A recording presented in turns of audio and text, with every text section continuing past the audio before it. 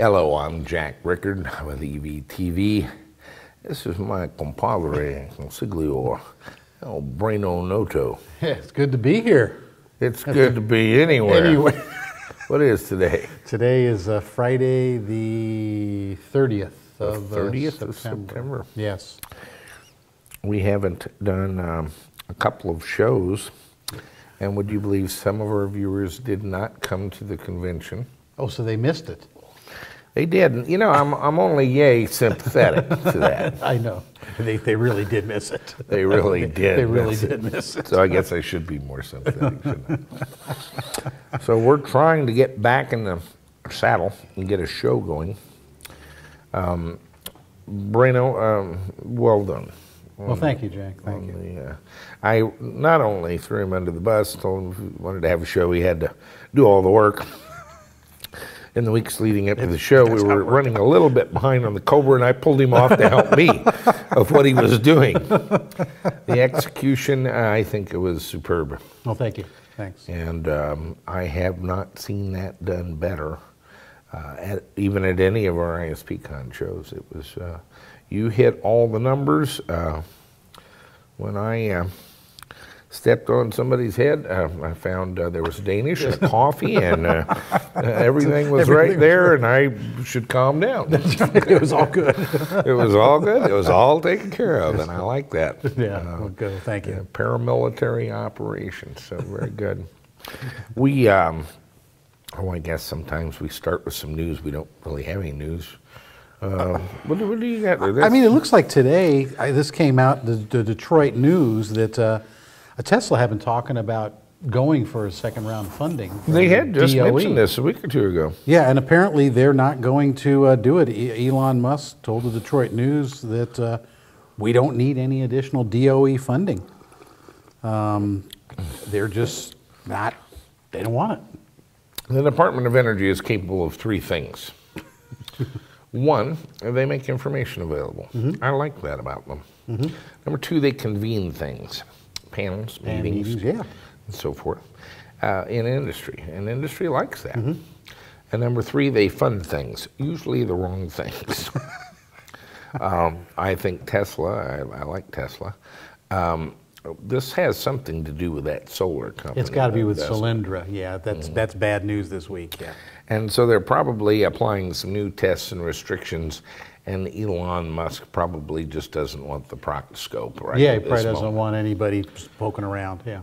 It's too much, blame him. Too much head damage, and they're not overly funded, but fairly well funded at this point for what they're actually doing.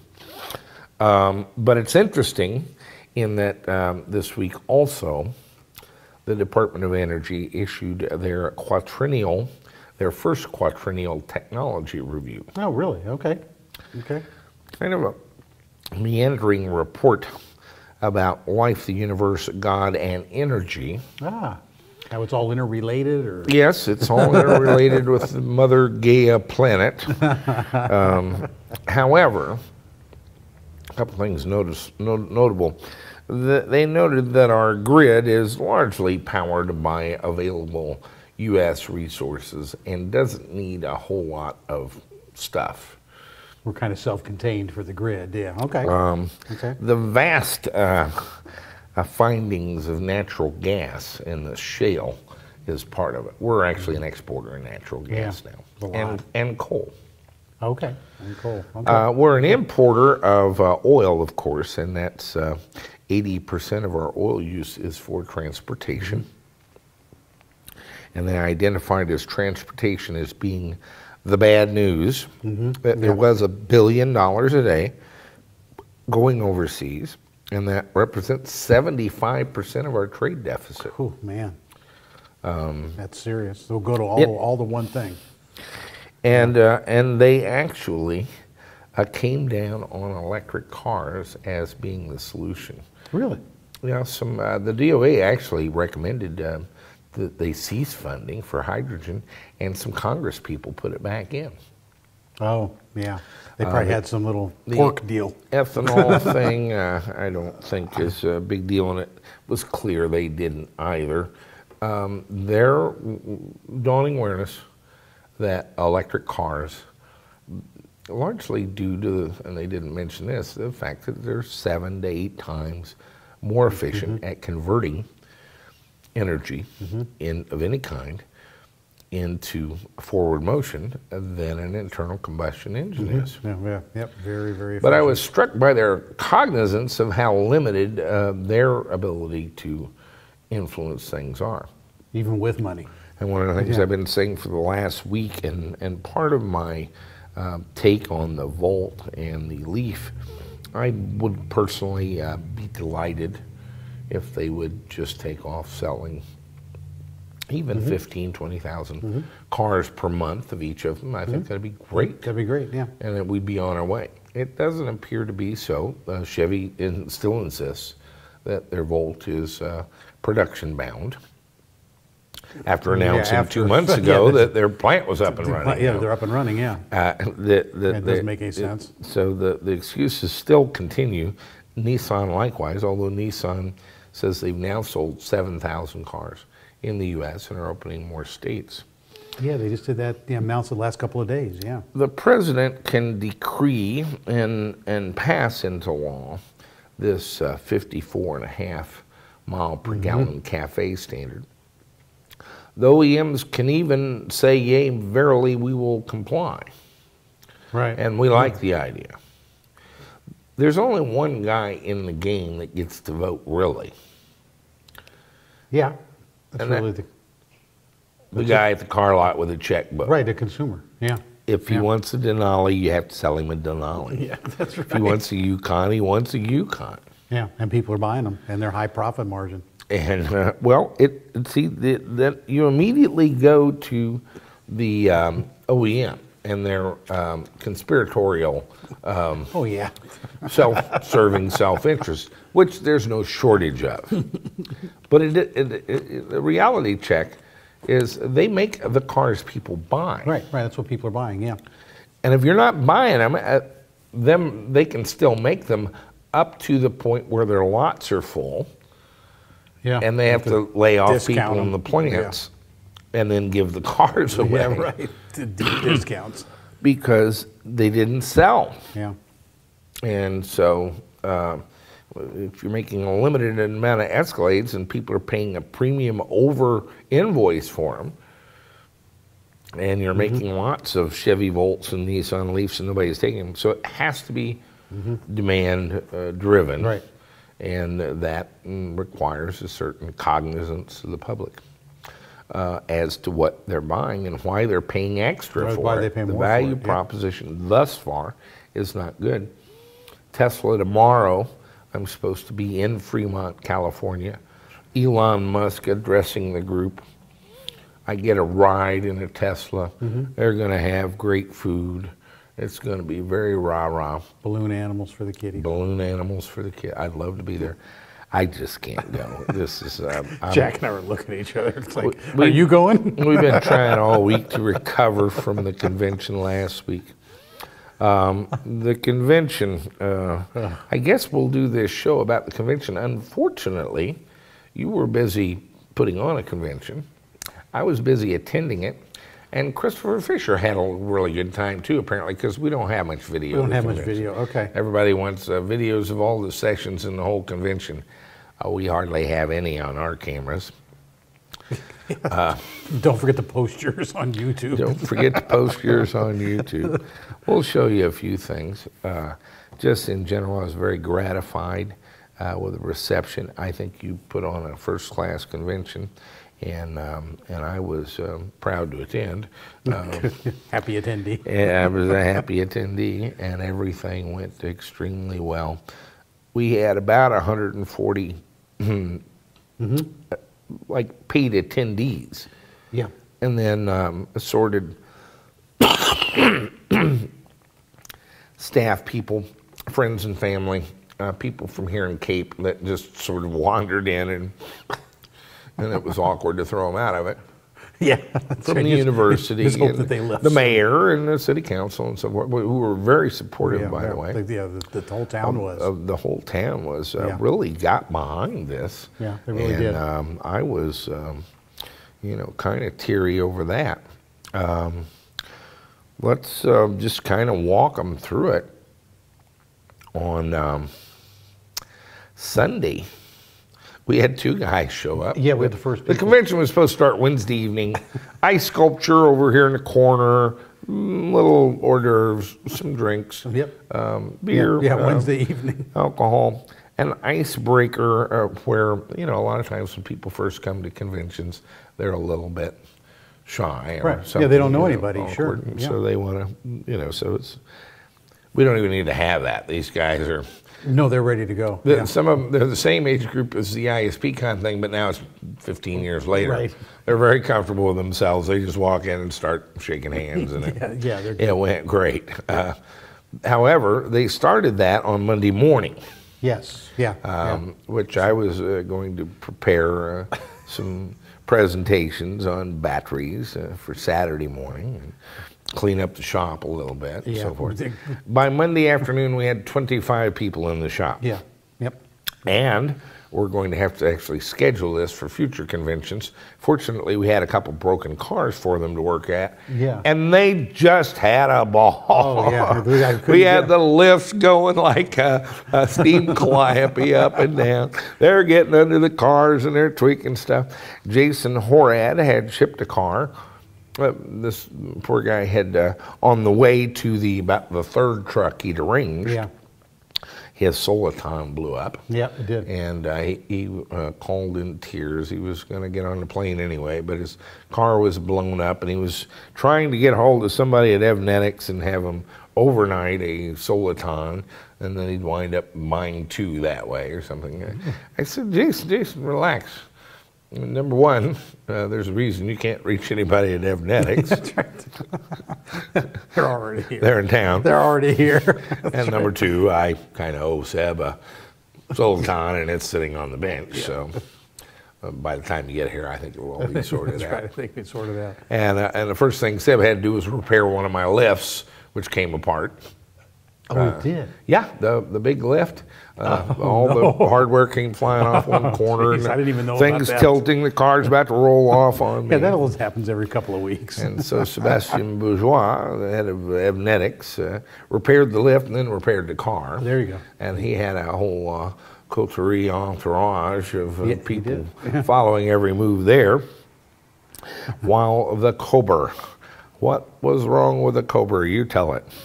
What do we think it was? Well, we had some slipping, and when you would drive it, then it would really slip pretty good. I mean, you couldn't even get it up the ramp, and that's just what a ramp incline looks like. And so it would creep forward, but then it zzz. Yeah, and it would just slip really bad. Didn't that feel like a slipping clutch to you? Yeah, no, and sounded like one to me. Yep. So we got everybody under there, and Brian, who built the car, and a couple other guys. And at one point, I think by Wednesday, there were probably 50 people here before the show started.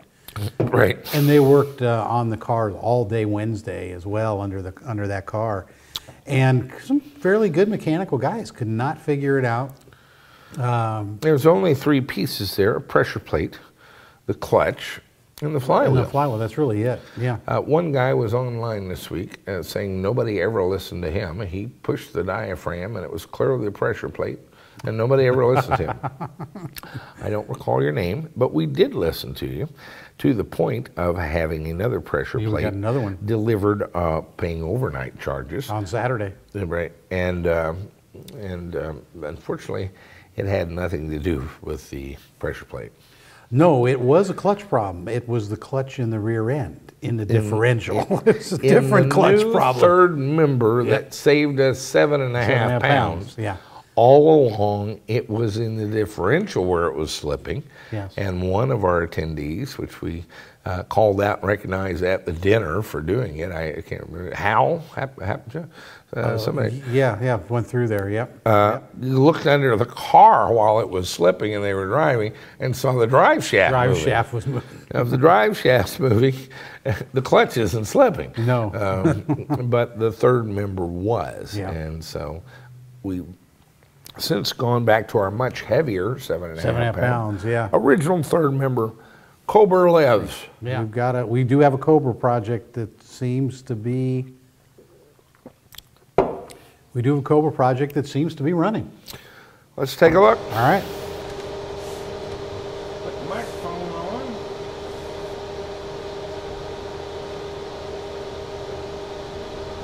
Taking it off the ramp. You taking it off the ramp? Just let it go up. Yeah, freeze it a little bit.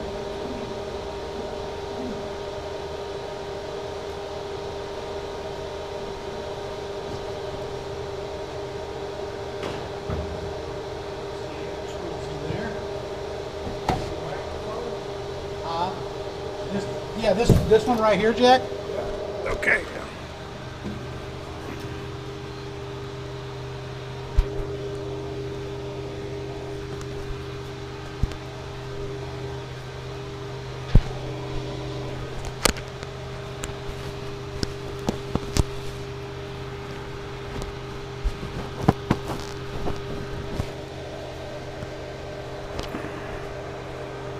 Show me a good drive. Get on a little bit. Okay. You know, talk to me while you're driving around. All right. You want this down so they don't see it there? I don't care. You put that up if you want. Okay. Are we trying to get a shot through the windshield? Yeah, actually. Okay. Let me put it. Put over there then. That's going to get you the windshield. Turn line.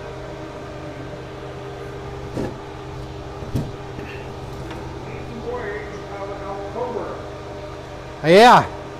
How much time do you want? Just around the blocks here a little bit, or 10 minutes? All right.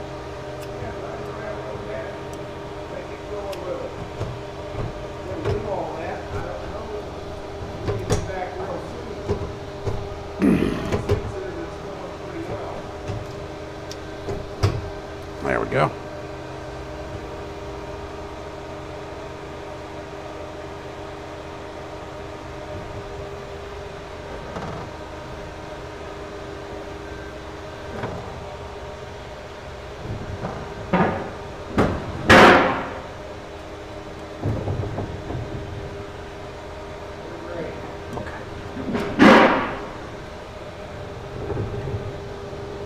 All right, we're taking the Cobra out and see what we can rustle up, huh? Looking good? All right.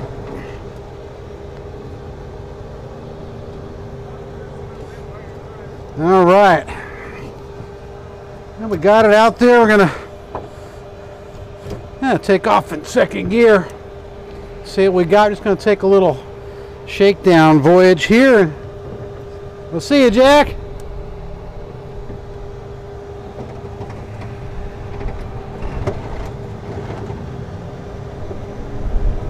All right, so we are on Morgan Oak, and we're just headed down. We got a little bit of wheel noise, so we're not quite sure what that is, but that's mechanical. That is not our. That's not our controller or anything like that. We can take care of mechanical noises. And you know, this still has got to go back to Brian at B&B. You know, we've had the axles out twice to get this thing when we did the rear end at center section. So we've done a few things. Our voltage is holding real nice. Haven't thrown any faults at all. And we put that battery in, and that actually looks like it's taking care of a lot of the problems. Speedo's working good, everything's working okay. Get on it a little bit. We seem to be okay. Brakes work good, doesn't pull or anything. We're just gonna kind of cruise around here. We're not licensed or anything.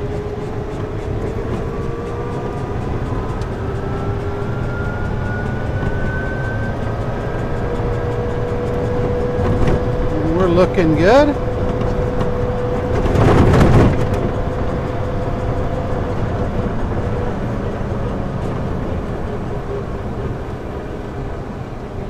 Yeah, not bad. Well, we're still in second gear. We'll just take off, see how it shifts. Yeah, as long as I don't hit the brakes. Still got to get used to the pedal placement.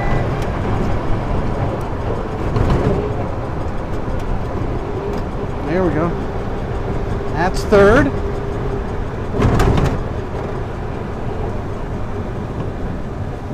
See how it downshifts? Downshifts okay. New transmission, a little notchy. Definitely have to drive it.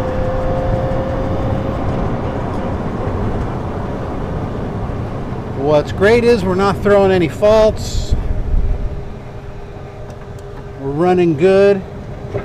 Controller, when I took it out, yeah, we were doing a little bit of testing. We were popping faults.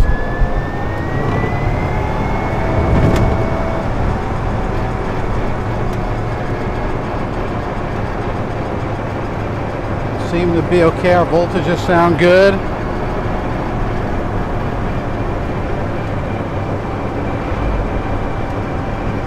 Yeah.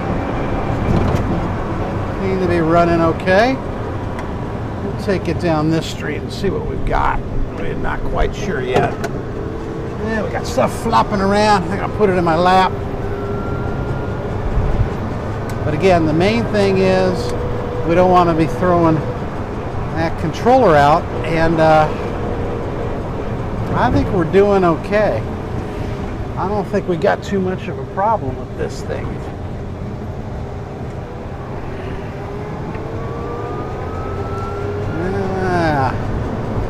Yeah, this would have been throwing faults, doing all kinds of stuff before, and we are looking pretty darn good. Yeah, a little bit of mechanical noise, a little bit of brake noise, but we're okay.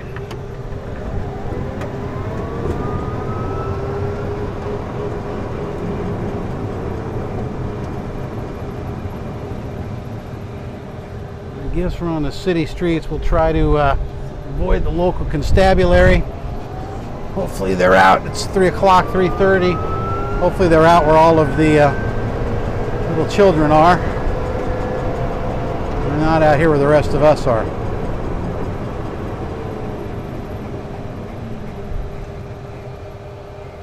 Yeah, we'll try to stay incognito. Go downtown.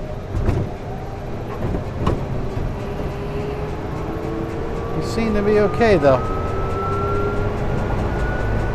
A little noisy though. We got to make sure that we're all right. Make sure that we're okay.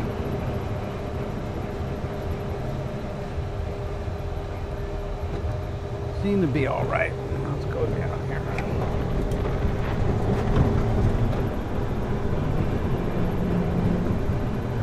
We've got a little brake noise. It's just not going away.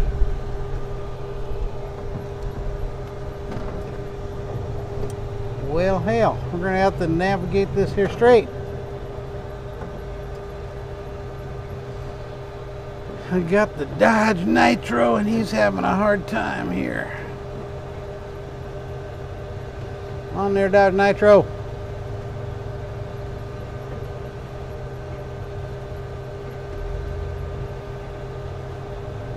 There we go.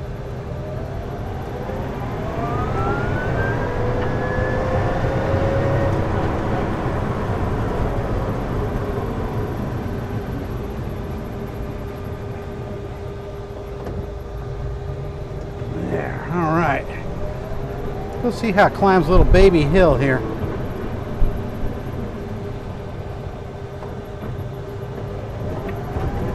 Don't see us having too much of a problem.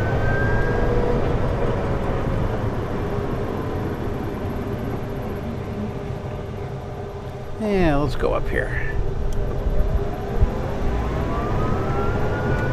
It's got some pickup.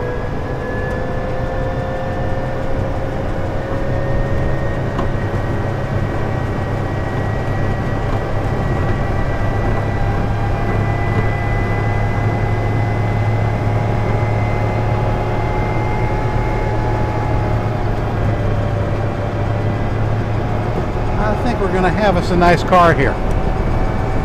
You know,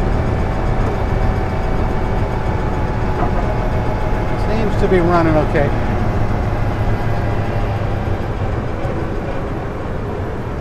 I do want to take care of some of these other things, but we got it this far, which it wasn't before.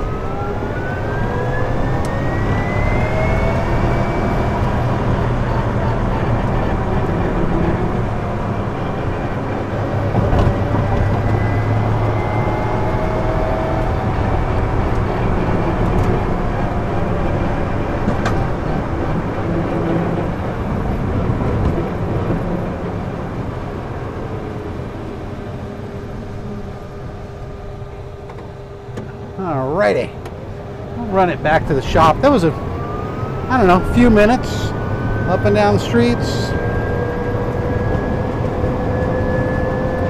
Not a bad car. Seating position is nice. You're kind of up in it. You know, you've still got stuff to do, but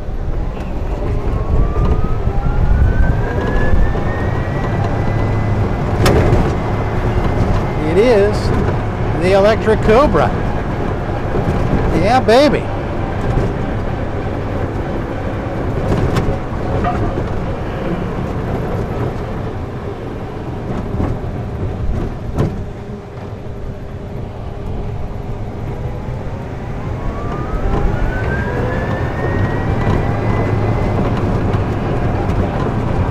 Getting all these parts warm for the first time.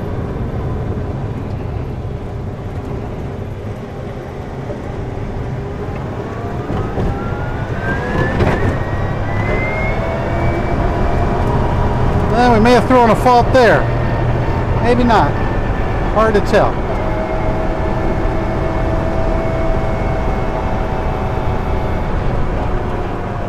All right, back to the shop. And there's Jack.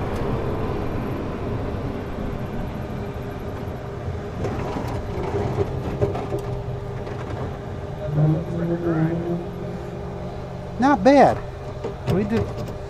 Not bad at all. I think we threw a fault under heavy acceleration, but it's not showing a fault here. But normally this is a fault indication, right? A blinking? I don't know. Let me turn it off and see what we get. Oh, okay, let me, okay, we are line locked.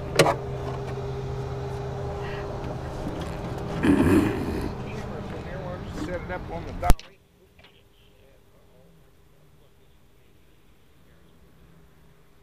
I got the camera on the dolly already. In the shop? Yeah. Wheel it out here and get me coming back or going or something.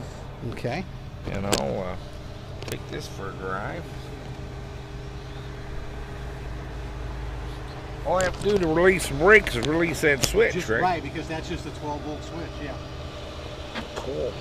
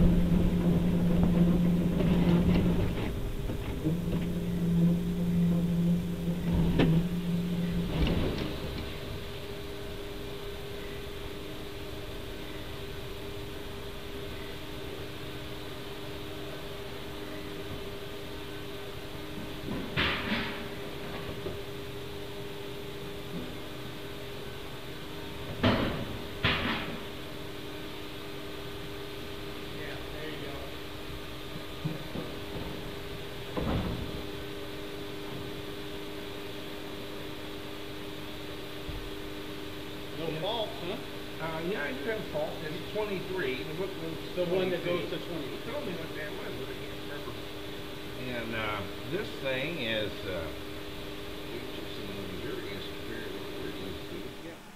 NetGain Motors, home of the Warp, Transwarp, and Impulse motors, introduced the improved Warp 9 motor.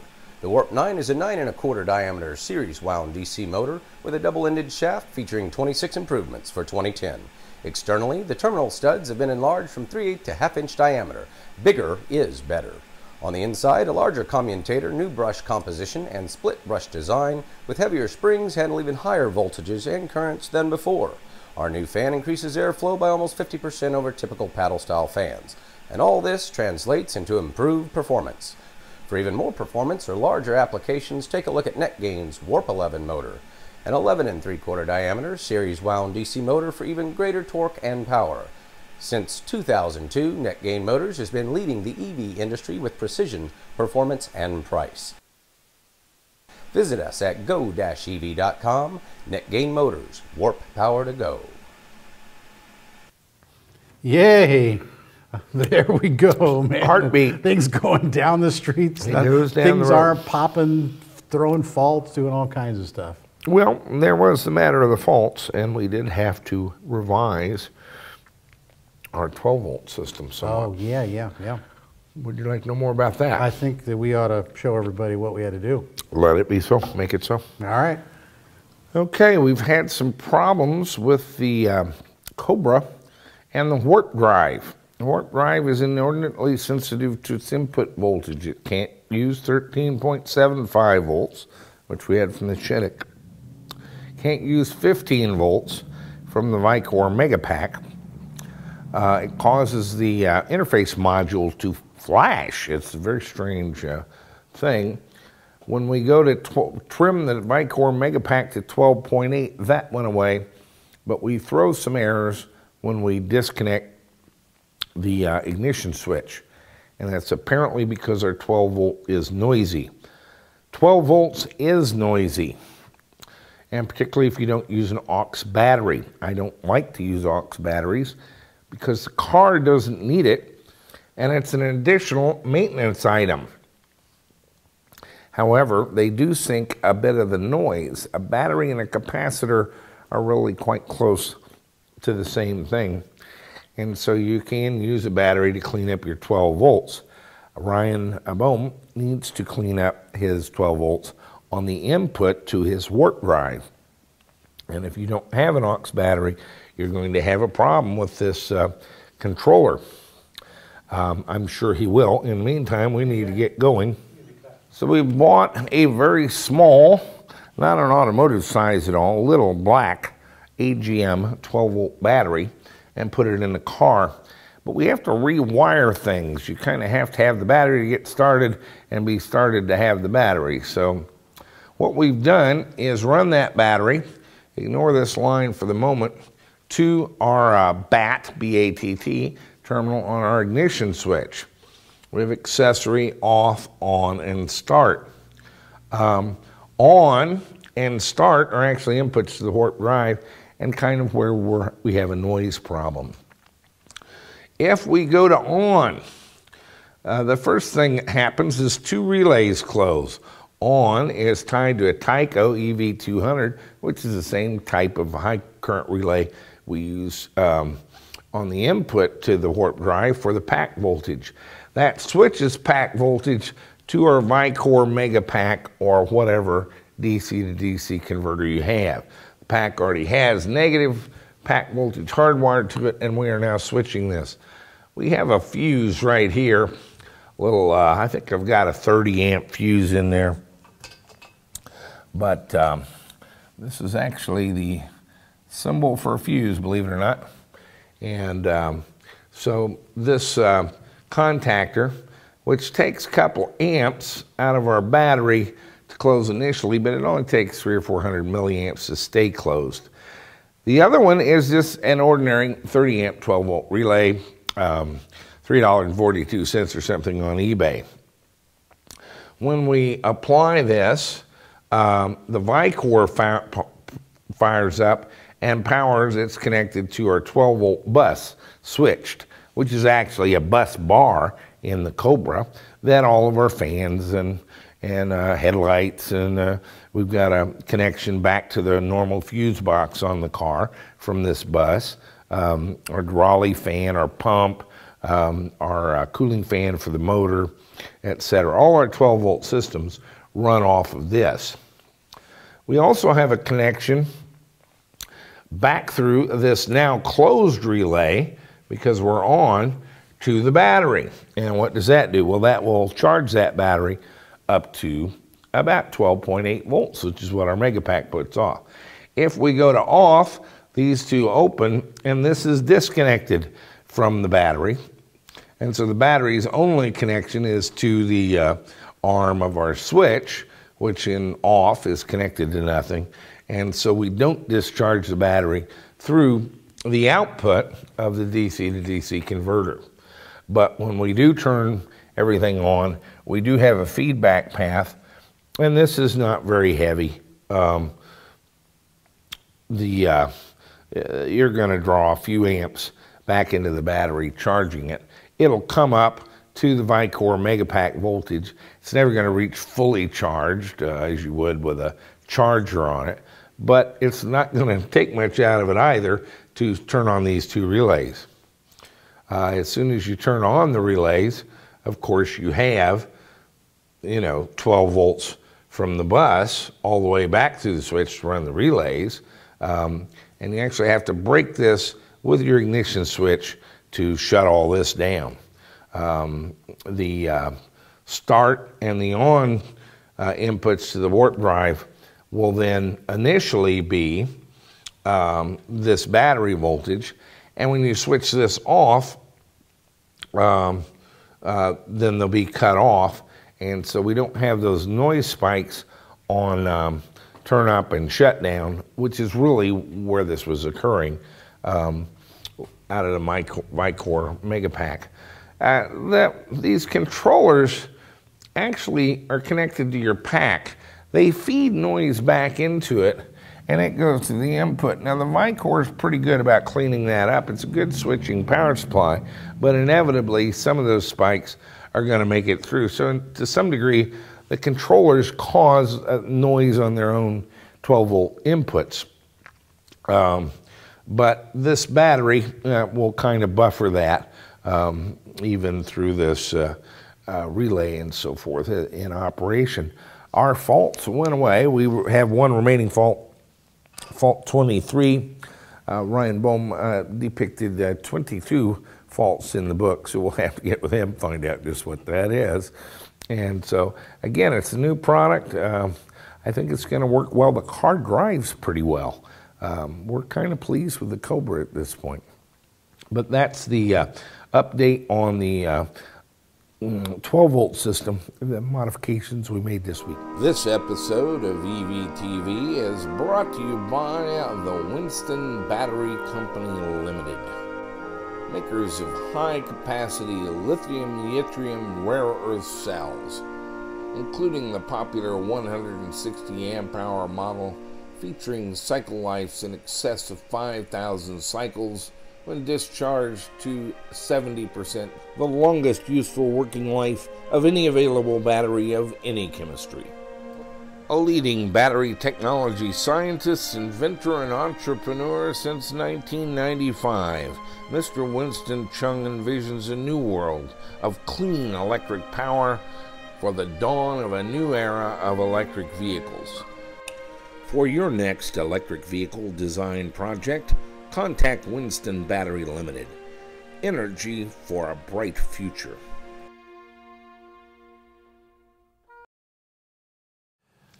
And so those whiteboard talks. That one was mercifully brief. That one was, I couldn't If you believe went sleep on that one, you were tired. That's right. That was You must have come to the conference. I got in, made my scene, got out. It's a simple thing. It's 12 volt. We added an aux battery, but I thought they might like to see the kind of the Byzantine wiring you have to go through to get this thing to come up in a staged fashion while maintaining things like your battery charging, but your battery not discharging, and that sort of thing along the way. And so we now have a few additional limitations. For example, our did you hook up the Xantrex to the input or to the switch? Well, the Xantrex is on input. Good. So it'll be on. It'll be on all the time. Yeah. But our line lock. Our line lock does not work as a parking brake. No, because we don't have constant 12 volt. And I don't really want to park it draining that little bitty AGM battery. It's about this big. I don't have a lot of room in this car. Yeah. But the other thing I might mention, this Paul Lynn may be onto something.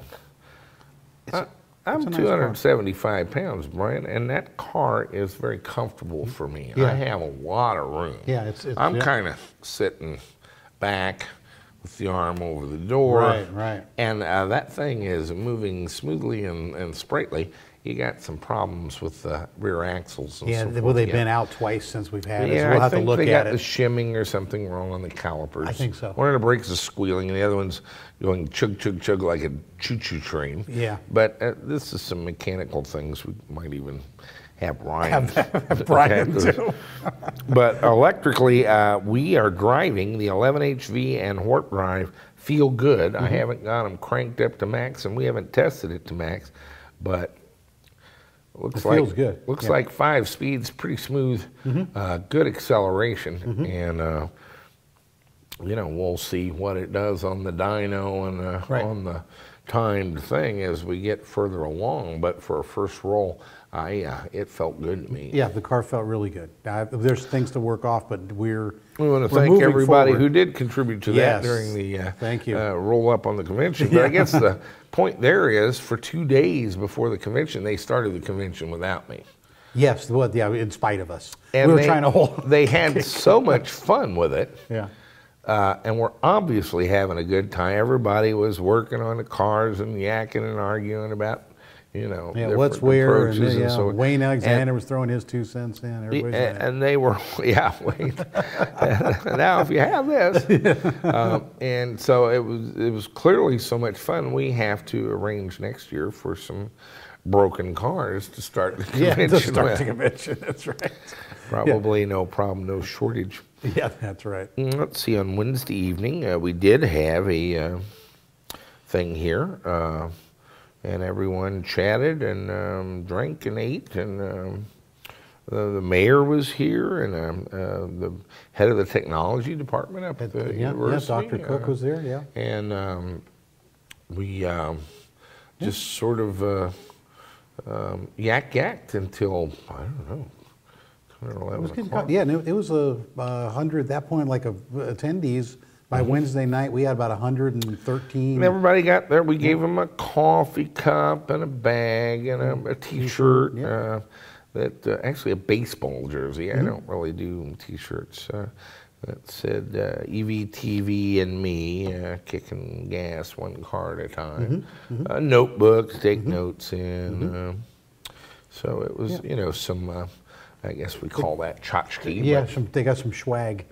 Some swag, lanyard and their registration badge, so you could look at somebody and get their name. And off we went. Thursday morning, we opened it up with sessions down at the hangar. I started it off, George Hamstra, and we went sessions hard all day. Thursday. Full day Thursday, yeah. Thursday night, we were supposed to have a lawn party at my house. We have this lit bridge here that's quite pretty, and this time of year, there's that was nice. no mosquitoes and so forth. We have a bonfire, and you know, maybe do a little whiskey taste and have some catered dinner. I mean, we served 10 meals during the course of this.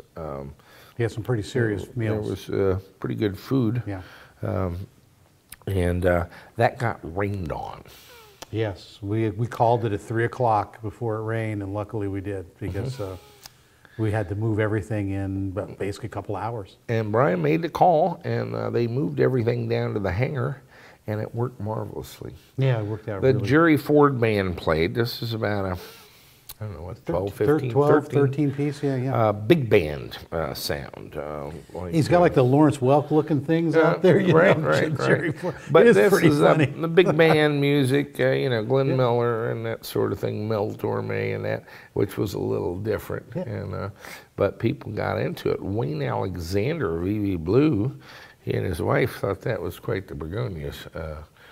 But a lot of people Jerry Ford enjoyed serenaded her. Chris Payne joined us for dinner. I don't know what I expected, but he was perfectly a gentleman and quite sympathetic to her cause, and quite cognizant of the role of the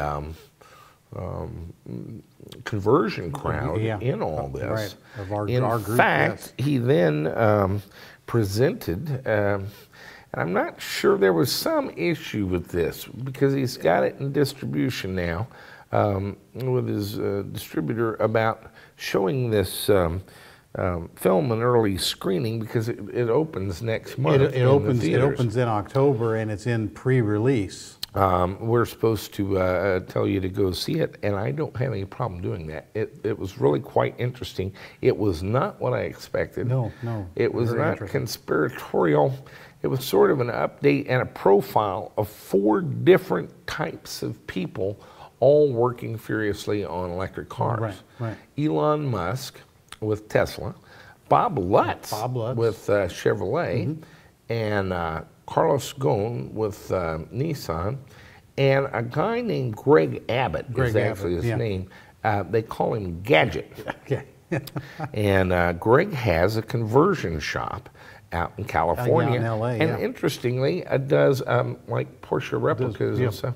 Is what he does. He had a silver speedster, about like ours, and it followed these 4 people, kind of, you know, back and forth between them, and quotes from them and so forth, and why they do what they do, and how they're doing it, and how they see the future.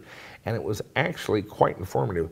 I would say a much more, you know, I really kind of expected, the way he was wined and dined by these guys, for it to be a little bit of a celebration and to some degree a sellout. Instead, it was quite mature, a much more mature documentary, and a thoughtful treatise on where we were going and who was getting us there and what drove them. What drove them, yeah, right. And how their visions compared. And I actually, for my taste, it was a much better documentary, not quite as rousing, but a much more thoughtful treatment of the various players, kind of representative players, and their approach to it, and vision of the future, that I found very enlightening. I would recommend the film highly. Yes, absolutely. It's kind of a must-see, and not because it's going to make you feel good or make you angry. It makes you think about just how this is all going to where play it's out. all kind of it's all kind of bubbling up right now. We all sort of have an idea, but Right. they're different ideas, and they're all in play at the same time. Right. And I got, really quite a lot out of that. It was well done. Chris did a presentation, an alphabet kind of recital of various things about it, and then presented his film. Then he had about 20 copies of his other documentary that I thought he was going to show, Charged, which is a electric motorcycle thing, and he offered those at $20. It was as quick as $400 he ever made. He could not believe. They just went away in 12 seconds. They rushed. A couple of guys went to the car for cash, and when they got back, they missed That out. was it. Yeah, they rushed the stage and threw $20 bills at him. And so he's. So I found him a very interesting person, and his documentary quite more mature than the first one. You could see him growing or something. Right, and his style had changed and things. So I think what we ought to do, I've always wanted to do this. So should we give Revenge of the Electric Car 2 thumbs up? I think so. 2 thumbs up. You should see it. Yeah, you should see it. It's great. It's actually quite good, and I think it'll give you a slightly different perspective. There was an interesting play during all of this. That I don't think Chris caught. He knew something had gone different in the room, but he didn't know quite what it was. Inspector Gadget, actually just Gadget, Greg Abbott, had this warehouse with these cars in it. And in the film, they discuss how it burned to the ground, and that they had determined that it was arsonists. Except our people saw that everything, see, when you burn something like that, it's blackened. Yes. In these vehicle fires, often they're whitened. Yeah, everything goes white because of the heat. Yeah, it's so hot. And you could actually see them going through the debris and see the remnants of his battery management system and his charger.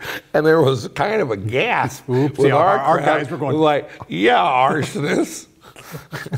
The battery management system was an arsonist. David D. Andrea strikes again, or I don't know what BMS it was. I didn't pay that close attention, but clearly he had a battery management system, a charger, and he had several cars.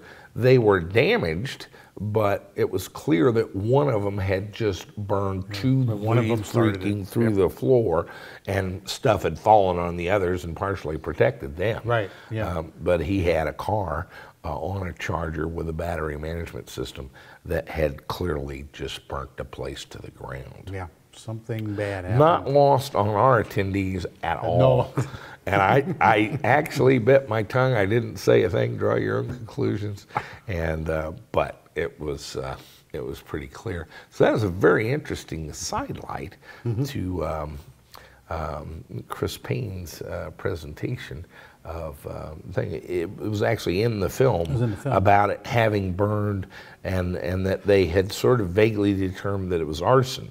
Now, who breaks into a electric car conversion shop and burns it down? What would that be about? You have to be awfully mad at electric cars. Well, right. I mean, like in the Steve Martin movie, who's shooting at the oil cans? Yeah, right, exactly. Somebody's shooting at these oil cans. The Steve Martin movie. In The Jerk, It makes no sense at all. Yeah. I think Gadget is a claim to fame. He had a couple of TV shows and stuff. He has like more Guinness Book of World Records than anybody. Like he make the biggest sandwich or something in the world, or the biggest. What's he done? I don't remember. Yeah, I can't recall. All kinds of stuff. He does. It's kind of like art. Yeah. It's like big things and stuff. He was an able promoter. The guy's excellent. And was doing some gorgeous Porsche Speedsters, I thought. Yeah. The white batteries aren't as good, Greg. But anyway, everybody's got an opinion. That's right. Lose the BMS, too. But beautiful cars, and they've rebuilt and they're doing it again, and it's called Left Coast Conversions, I think, or Left Coast Electric, and he does conversions. Like I say, I would urge him to lose the battery management system. There's a reason fires happen. How many of these do we have to have before they get on my team, Brian? Yeah, hopefully not too many. And then I just can't keep watching. They go against us. No, they'll belittle what I'm telling them, and then the next thing you know, they're poking through the debris. It's I've been talking this for a year and a half. We've tracked close to 20 fires now. I had somebody from the University of Missouri wanted to use LiPo cells in a BMS. I said, "Pard, watch the film here on the OSU guys, Oregon State University. Right. They're going to LiPo 4." And they think that's the magic, but they also need to lose the BMS. But they actually had one going down the road burst into flames. And so that's, it's somewhat serious. It can have a serious personal consequence for you. And indeed, it's a life-threatening type thing because it always happens unattended while you're sleeping. Yeah, you don't find out until it's a conflagration. If it was a matter of losing a few cells, that would be better than burning your house down. Right, taking everything out. And but stick some extra cells up in the window for the day. They just grow dust on them. Yeah. And they don't even go bad. You just don't use them. So that's the Thursday night was actually very well received. The rain out actually worked better because he screened this. We had a 9-foot screen in this hangar, and we turned the lights out, and it was like being in a movie theater. Yeah, nice sound system. So it all worked great, and that was. And is there some place where they can see where the film is going to open up, where Revenge is going to open up? Is there a? Actually, it's opening up in St. Louis. The Wednesday before Thanksgiving. Okay. Let's show the trailer. Okay.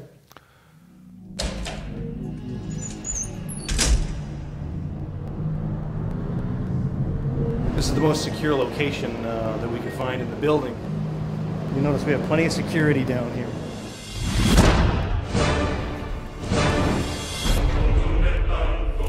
There's a degree of excitement around electric vehicles we hadn't seen before. But somebody's got to be the first one out there.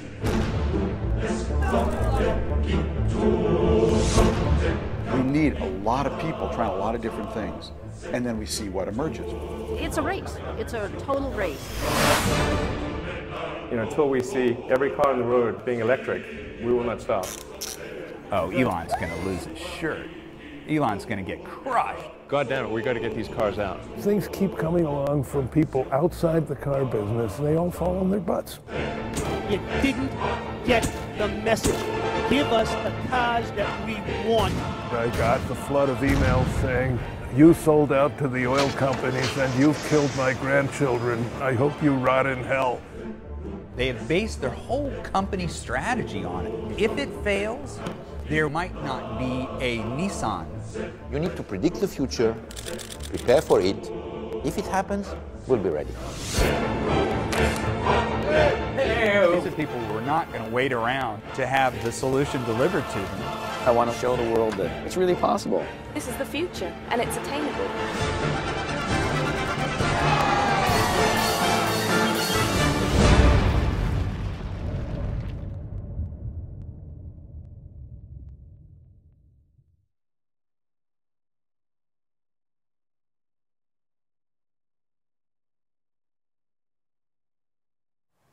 Well, there you go. That was a great. It was a great movie. I really enjoyed it. I think everybody did too. Chris was a great presenter, and yeah, it was. It turned out it was really worked out well. A perfect match, and I think a great featured speaker. We went back Friday morning. Friday morning to the hangar, and we flailed away at sessions all day. I mean, this is not just standing around electric cars. We have one speaker after another. You get speaker, 10-minute break, another speaker, 10-minute break. It's busy. They serve lunch, and we do this all afternoon. By 3 or 4 o'clock, they were whipped. Yeah, on this on Friday. Yeah. Yep. And that was when we opened up for our really play day. Yeah, yeah, it was stuff to do with the cars, you know. And we had a weigh station. Some of the local hot rod guys manned that for us, where you could just roll your car up some ramps onto our scales and weigh your car. And a lot of the people that had brought cars didn't know how much they weighed. Didn't know what their car weighed. Yeah. And then we had drag race and autocross. Now this was no attempt to take on the National Hot Rod Association here. No, we're out having fun. Actually, the Sports Car Club of America St. Louis chapter did the autocross. Yeah, and did a great job with it. They brought God, like 10 volunteers or something down. And you rode the course with one of their members. One of their members, yeah. And you know, you wore a helmet. They had the cones out, and it was all very nicely done. We had some spin outs and stuff, but the way they had it laid out. Oh, that's right. You were one of them. Did you do the 540 or the 360? I did the 540. Yeah, Chris did the 360. Spiders did too. Yeah, we just sort of pushed it internal laps. Yeah, we pushed it over the limit of adhesion. Well, it's a lot lighter now. It spins pretty easy. It spins pretty good. And so that was a lot of fun. And your guy from Sykeston? Oh, yeah, Rob Bobo came up from Sykeston drag strip and ran the tower for a couple of hours. And Ron Adamowicz, who had been painted terribly online by these Nedra guys, more on that in a minute. This guy, and he has a 10-second Camaro. He was the only one there really with a drag car. Yeah, yeah. I mean, we've got Fred Baining with his 1960 Bug-Eye Sprite, splitting it down the apron there at maybe 45 miles an hour. Probably. He's probably turning 20-something in the quarter mile of 45 miles an hour. But he's having a hell of a good time. When Ron Adamowicz helped everybody get over the thing. Here, I'll help you get started and let you know, put it right here. I'll show you how to stage this thing. You would have thought he didn't have a thing to do in the world, but it was like a school. Yeah. Or you know, some novice drag racers. He bent over backwards for anybody that wanted to do it. You know, I was just, the guy was great. He just, you know, I thought he did a great job. And they just had fun. They get in line over and over and over again. Matt Hauber did a 14.7 in the Redux. Well, he helped build the Redux. Yeah, that's right. And he and his partner were out from San Diego. They have a bottom balancing machine. Yeah, they have a bottom balancing machine. And but I told him to get in Redux and race it, and he just about cranial detonation. You couldn't get him out of it. But he was getting scratch in first and second, and did a 14.7 second, which was right behind Sebastian Bourgeois, just completed, I would posit, not quite completed, 1978 Porsche 911 with twin 9-inch motors. We were one motor down. I know. With the same controller. Yeah. And he did a 14.66. Matt did a 14.7. That said, Sebastian was under a little bit of a handicap. Now, I won't say I know exactly what the handicap was, but as his car went by, there was a wafting aromatic bouquet that I would identify as clutch stench, slipping clutch, burning clutch, as he went by. It's like, damn, what's that, dude? Yeah. Woo. Food courtesy flush. I know, courtesy flush over there. And, yeah, it was pretty bad. So, you know, we had a lot of things like that happen, and people broke axles and stuff. But there were so many people here anxious to help that everything broken cars would be back up in an hour generally. Yeah. Yeah, and we put up a full quarter-mile racetrack. I mean, porta-tree systems. I ran it down a 2,000-foot strip of ramp, you know, 1,320 feet, and it was, you know, run by, you know, professionals. I mean, you know, Ron does that for a living, owns a racetrack, owns a drag strip. Rob, so it was very, very nice. Rob does. Yeah, Rob does. Yeah, very, very nice. Very nice setup. And there were no injuries. in the time since then. NEDRA is the North American Drag Racing Association. This is a tiny group of aging lead-acid guys out on the West Coast. And they don't have a track. They don't really have a drag race. They go on open night to a local track, and 5 or 6 of them will race and declare it an electric drag race. Well, okay. And no purses, no nothing. Their nose is way out of joint. Really? Oh, man. That we even had this. And I mentioned in their forum that we had it, and everybody had a good time. And I thought that was a way to have a drag race. It should be all about fun. They take themselves terribly seriously. Oh, very seriously. Very professional. And not one of them ever won anything. As far as money, they're not professional at all. It's a fantasy group. And they've been way down on Ron Adamowicz, which I've never quite understood. But in any event, John Whalen came out with a very long and very detailed email message just creaming our existence, a blatant flame with chapter, verse, and extraordinary detail for someone who had not been to it, apparently didn't care about it and didn't know anything about it. Unfortunately, 99% of it was entirely fantasy. So I started responding to him kind of a piece at a time, and not really letting on that none of this was actually even possible. And he just got in deeper and deeper. Well, I started to reel it in. And Chippy, their moderator, and Roderick, their vice president, threw me out of the club. But my last missive was that I'd seen Ron Adamowicz in action, and he was a gentleman scholar without peer. He helps little old ladies across drag strips, stops the cars, and helps. The man put my mother, 76 years old, in a Tesla with David Rivnak. That's right. And she just saw she it went was down great. the drag strip. That they had did you know that we had no fire or ambulance or anything at this thing? We had quite a bit of it. I know this I man knows this because I mean it's just fantasy. Yeah, we had ambulances there. We had the fire station. The mayor and the chief of police were front row. Yeah. The whole. I mean, we had the whole airport. Yeah, we had all of their safety all people. The city stuff was there. Yeah, barriers. We had extraordinary support for the city. John has no idea what he's talking about. He's just really groused that it's not about him. I figured him out about a year ago. He's not about EVs. He does not care about what happens with electric cars. He's kind of a personal self-aggrandizement project that never ends. And if he's not in the center of it, it don't count. Okay. And he really spilled the beans on this when he came out.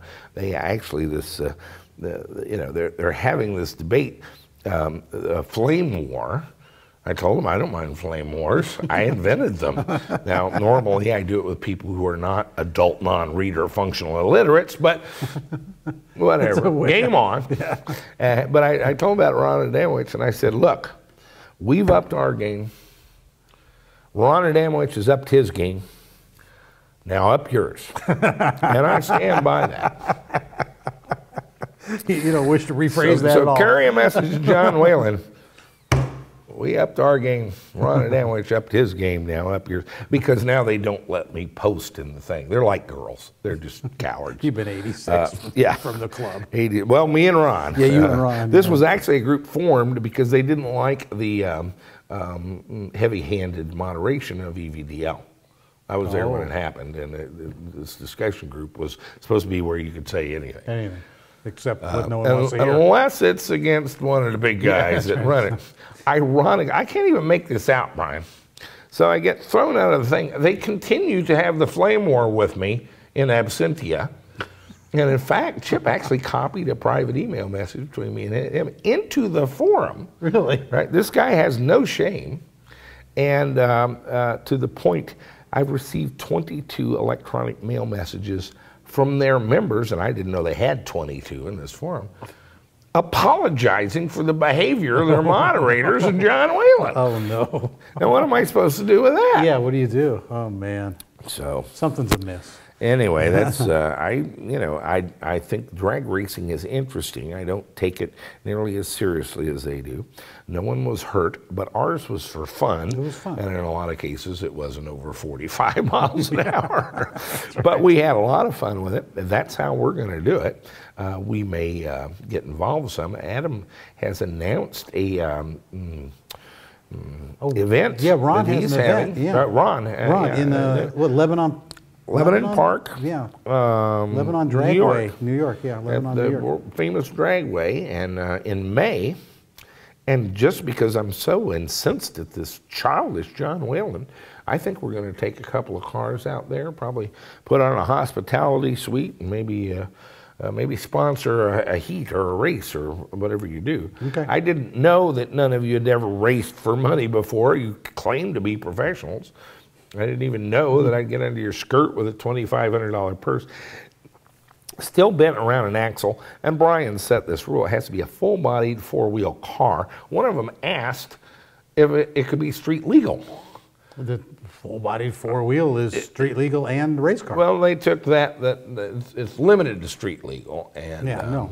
No, because there's full-bodied racing classes. Ron Adamowicz shouldn't have won it. No, because they're I a don't full-bodied. think Ron Adamowicz should have won it either. He had the only dragster there, but he was a full-bodied. He won the race. Yeah. We don't have feel-good prizes for second and third. The contest, we had one winner.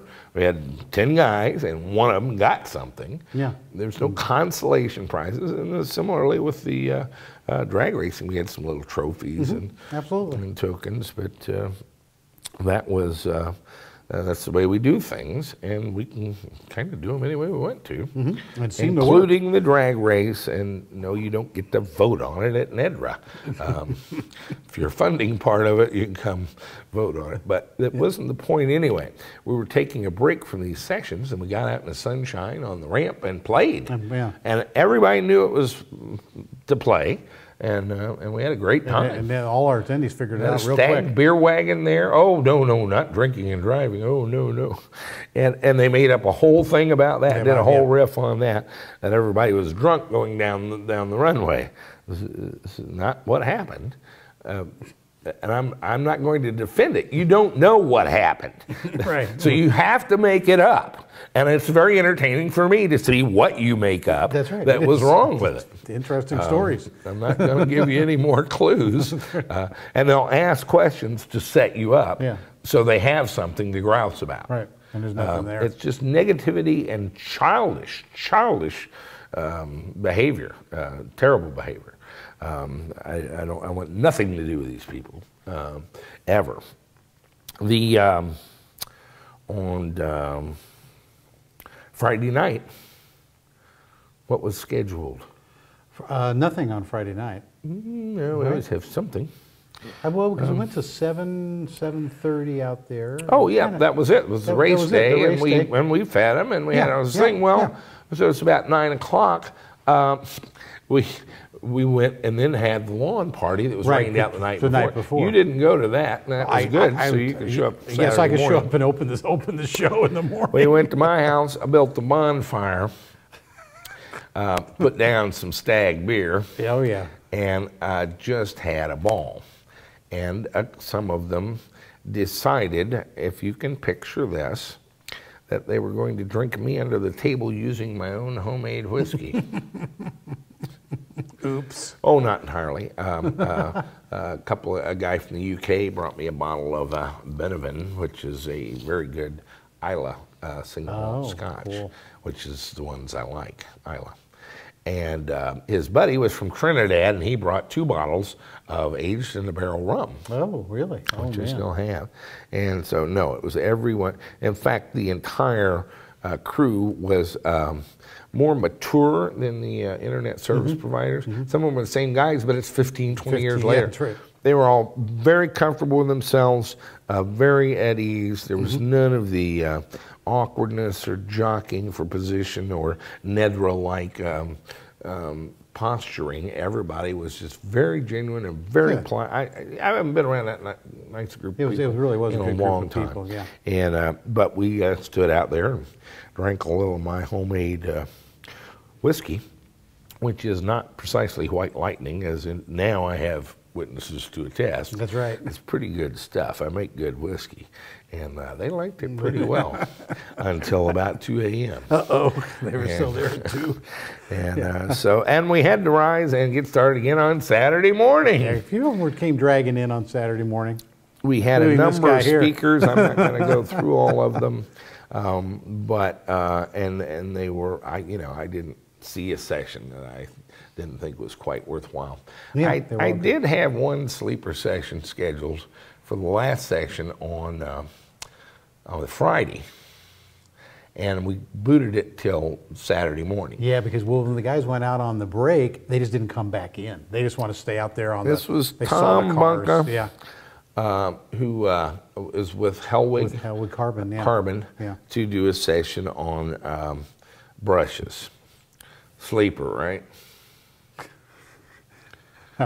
This guy rocked the house. We learned things about brushes we never knew, brush springs, and I hadn't even thought about it. One of the things that came out of this, and he's going to send us one of these things, they make a largely silver brush that you connect to the shaft of your motor outside and ground it. Oh, really? And that is because as the rotor rotates, and we've talked about these induced currents that cause arcing. Yeah. Well, they also bleed off. They're obviously connected to the shaft to ground through the bearings. Really? And cause bearing wear. Oh, interesting. It induces currents that flow through the bearings of the motor and shorten the life of the motor. And you can put a brush on the shaft outside the motor and ground it, and the bearings will last twice as long. Wow. That's amazing. Never heard of such a thing. The whole crew was, I mean, they're ready to sleep. He showed a little video about the family business to start off with, and we got our coffee, our Danish, we're just fixing to nod off. And this guy starts giving a presentation that was fantastic. Yeah, I think he ran over quite a bit, too. We learned a lot about brushes and so forth. So we ran till noon and went out to Cap Hall Park and had a car show, and the public was invited, and Cape Girardeau kind of turned out.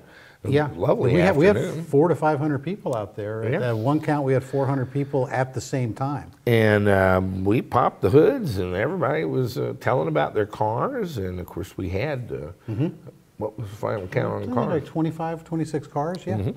Yeah. And some gorgeous ones. Dwayne Ball's 904. Who won the best of show? You gave the award Saturday night. Who was it? Oh, man. You know, I don't remember. We've been in recovery for several days. I was just glad. I actually got up one morning, worked till about 10, sat back in the chair and went to sleep. My wife found me at 4:30 in the afternoon. Really? Oh, Jesus. Yeah. Oh, I'm not. You're not well yet.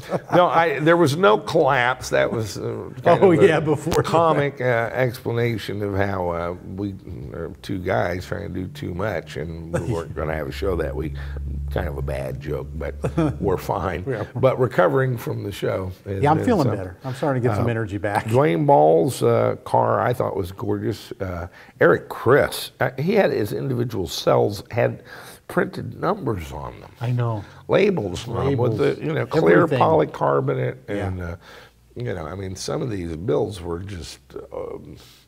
I kind of feel ashamed of my little rat's nest. We had that little 73 Opel GT out there that looked really good. We had that was a guy and his wife, and his wife is very much involved in the project. Very much. Yeah, Rickman, Charlie, and then I came over from Texas. Yeah, from Texas, yeah. And so that was a neat thing. So we, in order to get them out of the park, Yeah, because we were starting to get near 4 o'clock. Right. Yeah, What a cunning device. So noon to 4, we just hung out in the park and talked cars and talked to people. And we've had all kinds of press, TV station, local newspaper. There was a guy there from PBS who's decided to shoot a documentary on Yeah, this. he was there 3 and days. he's talking to everybody. I don't know what will come out of that. Yeah, but it from should WSIU, be. yeah. There's a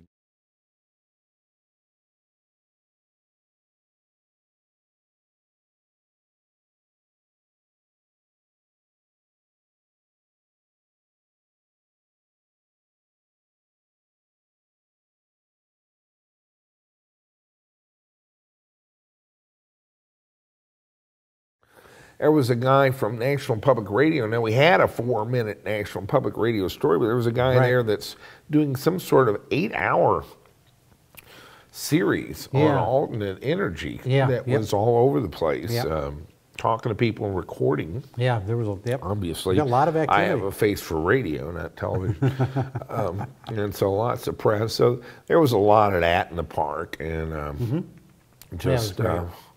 You know, people, you know, asking about the cars, and so everybody had a good time. Well, we had to get them out of there, so I had rather cunningly scheduled a parade. Parade, yeah. Yeah, there was, everybody in town that wanted to see cars came to the park, so there wasn't really it wasn't like a parade route, But it got everybody in line and out of there. Yeah, with police escorts.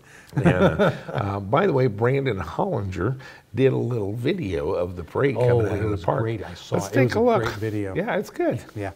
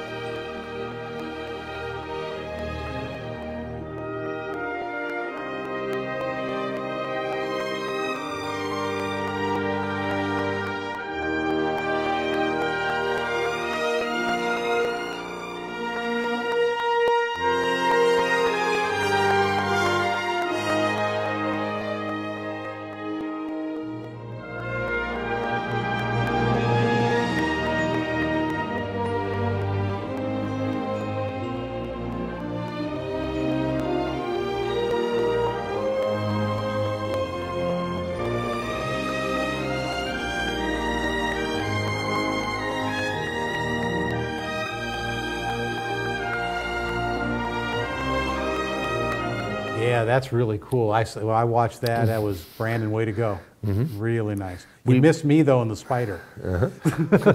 I was the one behind the cop car. Yeah, really good. Way to go. So yeah, and then we had a dinner. You know, I say a formal dinner. It wasn't. You had to dress up. Well, the dinner was dressed up. The dinner was dressed up. This is white tablecloth. This is there's an seminary built in 1843 that the university has taken over. Spent $58 million on. It's the River Campus School of Visual and Performing Arts, and there's this glass atrium that's really kind of a work of art. And you really see that bridge, the angle And that we yeah, were. you can see the lit bridge. Bridge behind it, yeah, it's and beautiful. this was white Beautiful tablecloth space. dinner. I brought in 10 cases of Silver Oak Alexander Valley, their 2007 Beautiful Cabernet wine. Sauvignon release. It was excellent. Mark Eman from St. Michael's Winery brought him a little white. Brought a little white wine from the along. East Coast. And we had a smoked prime rib that was Yeah, it was good. super. Very tasty. I very, thought very it was nice. outstanding. When you did it just right, it was kind of baked potato and a piece of meat, a little bit of vegetables, but I don't want all that other stuff. I just want the, a bunch of foo-foo. bunch of foo-foo. And we had a dinner, and Brian gave out the awards for various things at the car show. Car show, mostly, yeah. And the race play day. The autocross, yeah. The autocross play day. and drag race. And we gave Ron Adamowicz of the EVTV Open purse of $2,500, a check at this. And then we introduced the 10 finalists in the EVTV Build Your Dream Components Contest, which is going on for over a year. It did. We ran a little over. Let's don't do this again. Yeah, no, we ran a little over with that, and it was a little... Turned out to be logistically quite a thing, but we had balloting, and we introduced each of them. Ralph Tate wasn't there. No, Ralph wasn't there. He was the 10th place finisher anyway, but we introduced them kind of in the order of the votes that they got. The Illuminati team was interesting in that they lost the X Prize and broke a transmission there. Yes. And they broke another transmission here, and they lost again. And they lost. Gotta love their gumption. The one I always feel for is number 2, Mike Picard with his 1952 Willys Jeep, a beautiful vehicle, by the way, saddled with lead acid and hoping for new China Aviation Lithium Battery Company batteries, and he came in second place. Came in second, yeah. What happened was Brandon Hollinger did a video on YouTube in the days when we blacked out the scores. Right, when no one could see them. And he got a bunch of votes from that right at the end of the contest.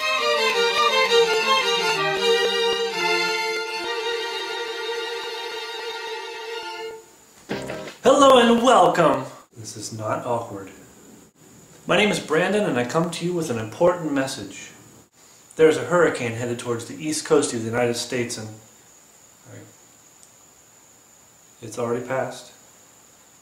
Actually, my message is that I need your vote by August 31st to win this global contest. I'm in second place. Hold on, my hair's backwards. But first, some background. You may be familiar with some of my videos over the past couple years. I've been posting videos about bikes, renewable energy, and most recently, electric vehicles, or EVs. Turns out you can convert almost any car to run on batteries, and not only have a much cleaner vehicle, but also one that's faster, smoother, quieter, and peppier in general, i.e. better. Folks have been doing this for decades, but the difference is that today's batteries put out about double the range and double the performance. Can anyone convert a car? I found that a careful person with just about any background can do this.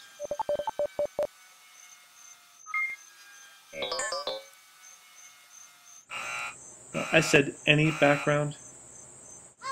Oh, thank you. For me, it all started about 3 years ago when I first saw the documentary, Who Killed the Electric Car? There's a link to it on my website. Once I knew EVs were not some fantastic myth, it was as if a whole new world had opened up to me. Before long, I had gathered up the momentum to try my own conversion. I rounded up a couple old Saabs and an EV conversion kit in the dead of winter in 2008. Since then, I've logged over 10,000 miles on what quickly became my daily driver.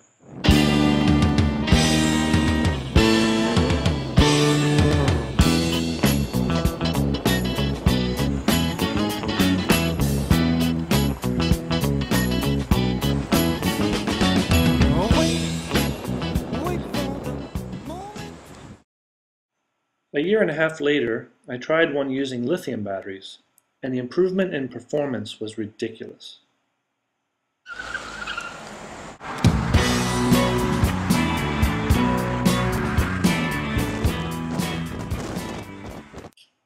In July, I built another red Miata with lithium batteries for an EV conversion workshop in Philadelphia.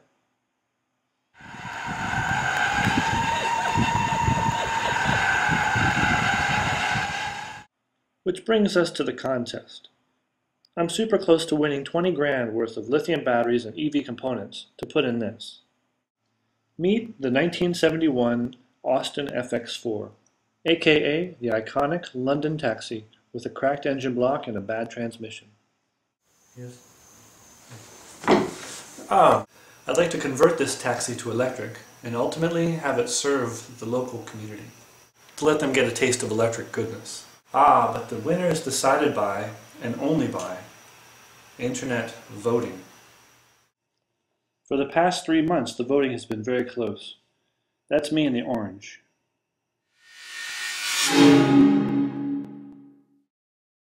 So there you have it, a long-winded plea for your support as this contest draws to an end this Wednesday, August 31st. And as always, thanks for watching. And it kind of been back and forth between him and Mike, but I'd say Mike led most of the summer. He did, yeah. And then Brandon just creamed everybody with that video. He just pulled away from the Why from the am crowd. I not unhappy with that? Well, we'd like to do a follow-up on the build. And we just showed you the parade. That was Brandon Hollinger. Like, I'm not sure, with a cell phone or something. Yeah, I don't even know what he used for a camera. So he can do this quite well, and so we want a regular input by way of video. Right. Of yeah, we the need build. some updates. You have the build. He's going to build a 1974 Austin FX4. I think so. Yeah. We would recognize it as a London taxi, London taxi, an early London taxi, and he's going to build this. Will be his fourth conversion. Yeah, fourth conversion, yeah. And he's kind of getting into business. He said he had a list of 10 people who want him to do a car for him. Wow. And this is a saxophone player in a theater company in Lancaster, Pennsylvania. So you guys don't have. I always have to be electronic I constantly wizards to quote do him. He this. says the stuff I took out of the car was infinitely more complicated than the stuff I put back in. And but this is not your standard tobacco chewing hot rodder. No, And he's getting into this pretty big, and so I think he's going to convert this car and then like rent it out for weddings and events and stuff, and so expose a lot of people to what it feels like to ride in an electric car. So I think it was a good selection, and I think our viewers are pretty smart. I think they did a good job. They did a good job picking a winner, Yeah. and we awarded that to him at the dinner, and so that's pretty much the thing. We actually had people into the next week. They came a couple days early, and some of them stayed till Tuesday or Wednesday. Well, the last fellow left yesterday from Germany. We wound up with 16 at Sunday dinner at my house. It was, but we all had a ball. It's just at some point show. I was ground to dust and about 3.5 feet tall, and trying to survive physically. But we did it. I'm not entirely done. So that's the wrap up. I'm going to close up our show today. After the close, we didn't get much video or pictures because we were kind of busy. George Hamster took a bunch of photos. Yeah, I'm going to steal them and make a little montage that'll just run at the end of our show today, and do that. Let's talk about next year. We had about 140 attendees. There were, what, 8 vendors? There were 7 vendors, and we had people from 10 different countries. We had people from 31 states, including Hawaii. We almost covered the entire country. We had I think we had a really good representation of people. Simon and his father Alan from New Zealand. From New Zealand, and their best mate. A couple from Australia. Kelso Manaya came from Lisbon, Portugal. He actually lives in Porto do Sur, which is a bridge over the River Sur, which yeah. is where corks come. Oh, that's what you're 90% saying, of the yeah. corks for the wine industry come from there. And we like him. And he's on a team working on a 3-wheel electric car. Interesting looking vehicle. And he showed us some video and stuff of it. It was very capable It's all vehicle. a secret, but yeah. it's pretty cool. Yeah, very capable vehicle. And so a lot of you know, university build teams and little sort of under the radar OEM projects like that, and just individual guys doing cars or looking to do one. Yeah, and a lot of enthusiasm. I thought it was a very good group, and I think we want more of that. And so Brian has procured the space, which is quite a bit of space and quite a bit of expense, of the Show Me Center, Convention Center in town, for next year. I would like to get continue this and do another convention and trade show as we used to do them. These guys have kind of proven they want one, but I'd like to bump it up, about 800 people, about 100 cars, 30, 35 vendors. Can you make that happen for me, Sport? You can help me out there, because that's what we're shooting for. Tell your friends, send those cards and letters. Yeah. No, all right, I'll sweeten the pot for you. Well, a couple of things we're going to do. Number one, the $5.95 for the car, that ain't happening. Yeah. I had over 30 cars coming, close to 35, and they just evaporated. They had no skin in the game. They had $6 down. I couldn't even contact them. They wouldn't respond to emails. Yeah, and so they, for whatever reason, they didn't get we the understand car a couple ready of guys or couldn't get them ready or something. But, you know, I'm sympathetic, except talk to me, and they didn't. And so our discount, if you bring your car, will be $99 this time. And that's a pretty severe discount from our going rate, but you got some skin in the game anyway. And we know you have to transport the car or things like that, added expense, and that's why we did it. That's why the discount, but that's why we did it. The $5.95 wasn't enough for them to send me an email. Right, to answer an email. They weren't coming. so shame on you guys. So we're gonna change that a little bit. Yeah, that's number one. Number two, there were a surprising number of spouses and women involved who mostly wanted to go to the evening dinners, and I had a lot of requests for this coming up to the show, and I just didn't have a way of we didn't have anything system to do it. We're going to work on that. You can bring your wife to the evening dinners for what did we decide? $150. The registration is going to be the same thing, $5.95. We had no copper foil helmets. No negative, whiny guys. No. We've got this priced to perfection. It's right where I want it. Yeah. We had, and that's, other than covering the meals, that's kind of what it is how do I get the, how do we get the good people? Get the good group. Yeah, how do we get the good people coming, So $5.95, we'll run that at $400 until the 1st of June, I guess. Okay. Like we did last year. And the guys that were actually at the show and signed up got it for $349. We had 23 signed up Saturday night. We kind of sprung it on them as a surprise. Yeah. I think all of our vendors will be back. You know, they're already committing, so it'll be even bigger. Everybody seemed pretty happy with it. I'm pretty happy with it. So let's jack it up next year and do it bigger. Okay. We're going to work day and night to see if, for those that attended this, who are kind of getting together on LinkedIn. Yes, they have started a LinkedIn. Yep, forum. A lot of them didn't want to lose track of each other. Absolutely, you know, and I tell you all this stuff we did nothing.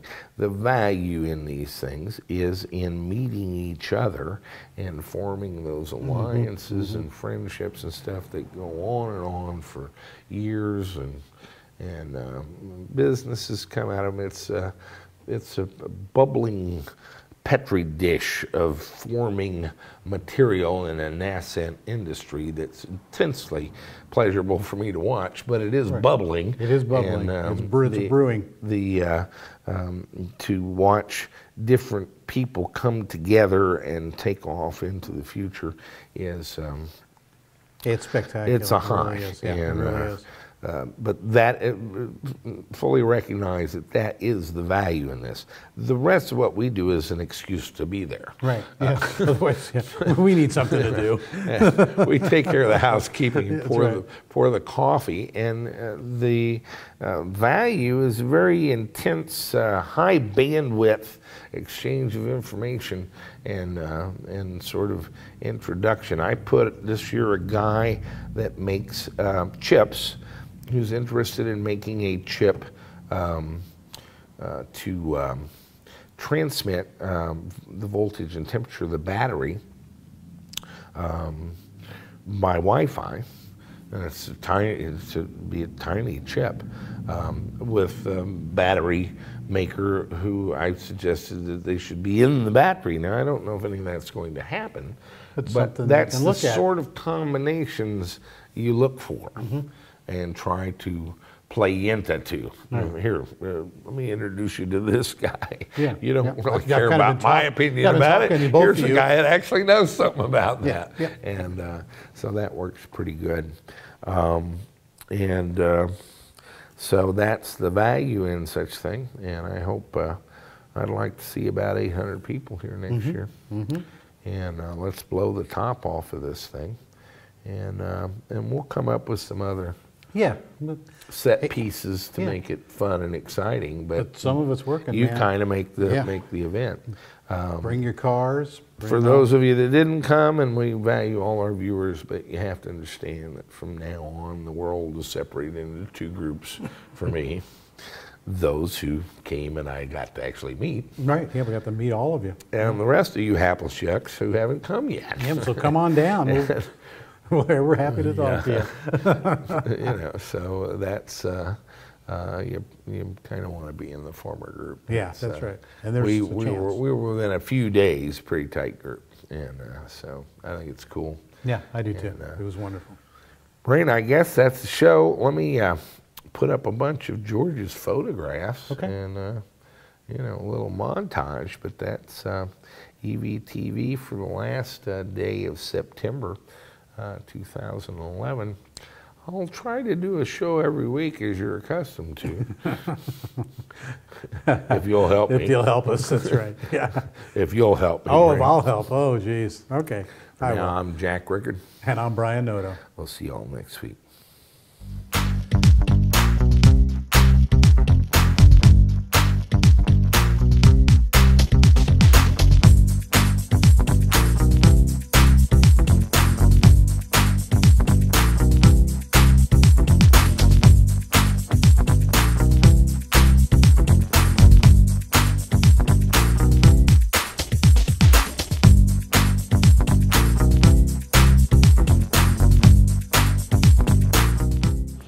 There's a Volkswagen. You look like you're having fun out there. On the course? Is that correct?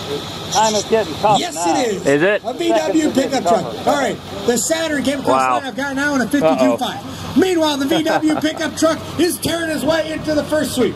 This is his first run on the run onto the course. So this is his orientation run. How you doing, sir? I'm excellent. How are you guys doing? He breaks hard for the second. It looks like he's navigating his way through sweep two. I can. I just don't know if the clutch is going to hold up. Cruises his way in a conservative nature through the second sweeping right-hand turn. He heads his way into the center chicane. Into the center chicane, he navigates the left-rights, looking for a rhythm. You did good. You still hit 80 miles an hour, I think. And into the final straightaway. I think.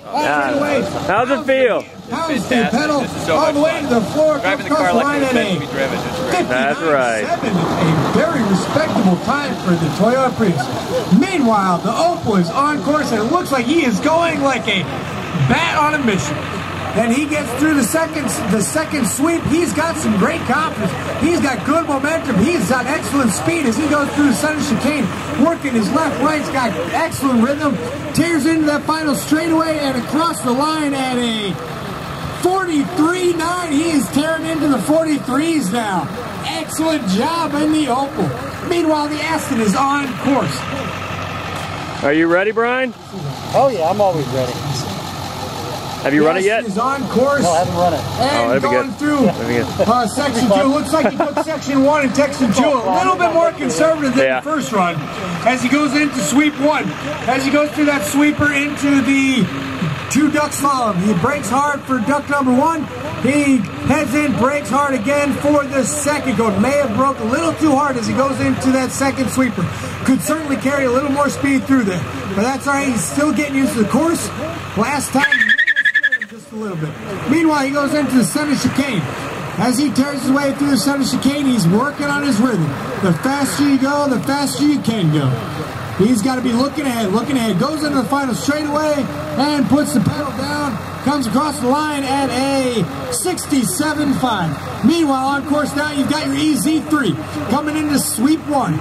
As he comes through that right-hand sweeper into the 2 duck slalom. He ducks the first cone, he ducks the second cone. He's got good speed going into that sweep, into sweep 2. Nicely done. Keep that speed up going through the chicane. He's trying to keep, remember, the tires will grip. You can hold. As he goes through the final offsets into the straightaway. He puts the pedal down on the straightaway and across the line at a 44.9. Nicely done. And now we've got the 550 Spider. I believe that's 550 Spider. Yes, 550 Spider on course now as he goes into the second section. Comes out of second section into the first sweeper. Comes through the first sweeper into the 2 duck slalom. He brakes hard for the first one. He comes around, he brakes a little bit for the second one. He's getting good speed up coming out of the second sweeper. Comes out of sweeper 2 with good speed, nice and smooth through the center. I think he may have skipped some of those turns and heads across the finish line in a 43.1. We've got 1 cone.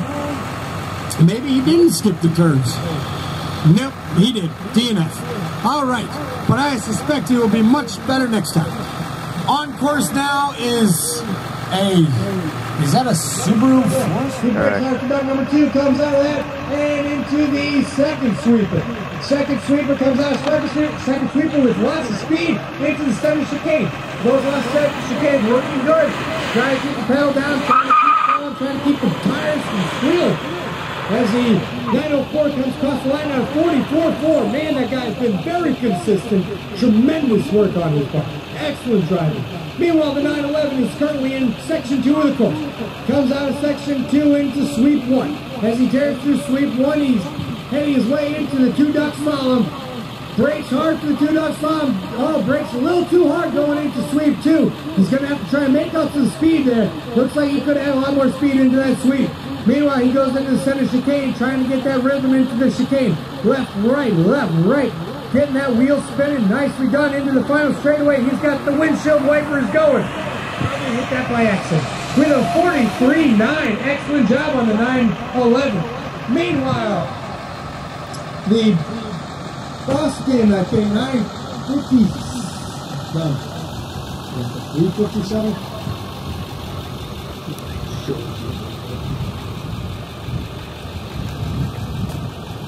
356. That's the game. Nicely done on the into the straightaway, the hammer down, and across the line at 44.9. He is solidly into the mid-40s. Well done to the Opal. Meanwhile, the 904 is on course now. Just finishing up section 2. Comes out that right-hander into that sweeping right one. Sweep 1 comes out of sweep 1 into the 2 duck slalom. Ducks 1. Comes to the second one, ducks the second cone, and into sweep 2. Sweep 2 comes out of sweep 2. He's looking at that chicane already. He's got his eyes way ahead. As he tears through way ahead, he goes into the chicane. Up, looks like he might be gone. He might be a little bit behind on some of those turns, but comes onto that straightaway, tears into the straightaway to the finish line at a 45.3. Nicely done. Now we've got a course on course going into the second section, left, right's in that final right of section 2. Comes out of section 2. Man, he's got some good speed up the first time on course. And into the 2 duck slalom. Whoa, he brakes hard for duck 1. Brakes hard for duck 2. May have missed duck 2. Hard to tell from here. That's all right. He's got another run. Anyway, he goes into sweep 2. Comes into sweep 2. Into the chicane. Looks like the chicane has been working. He's got the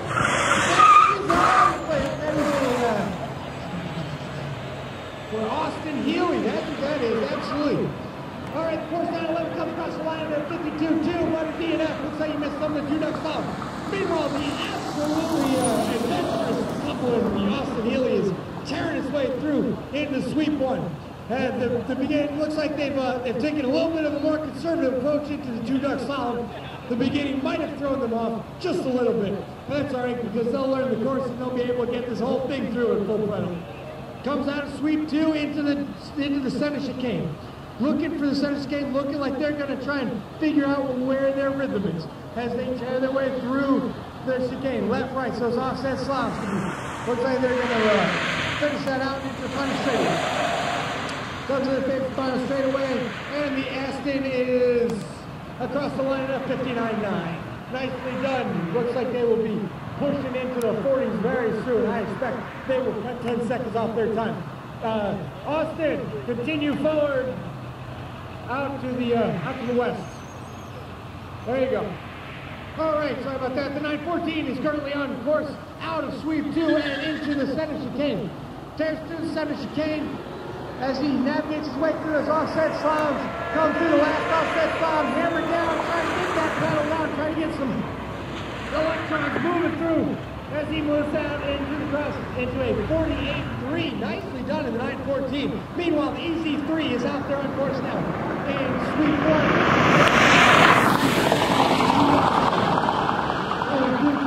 Breaks hard, going sweep two.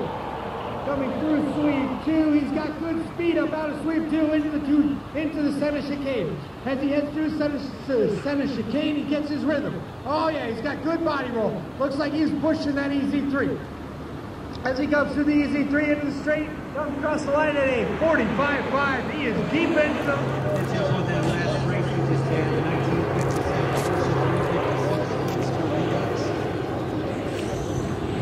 Top speed of 83.26. Track time of 14.91. Jim Hannah's 1981 VW pickup.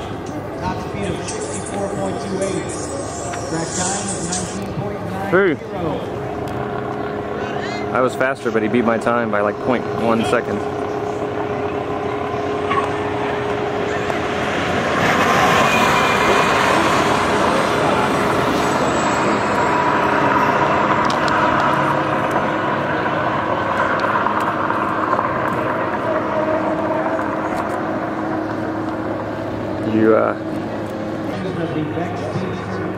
Spider and 904.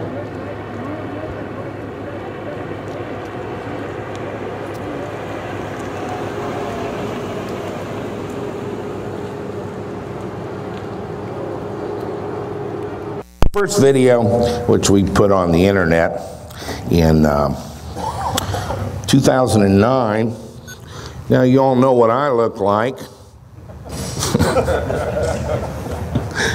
And finally, now I know what you look like.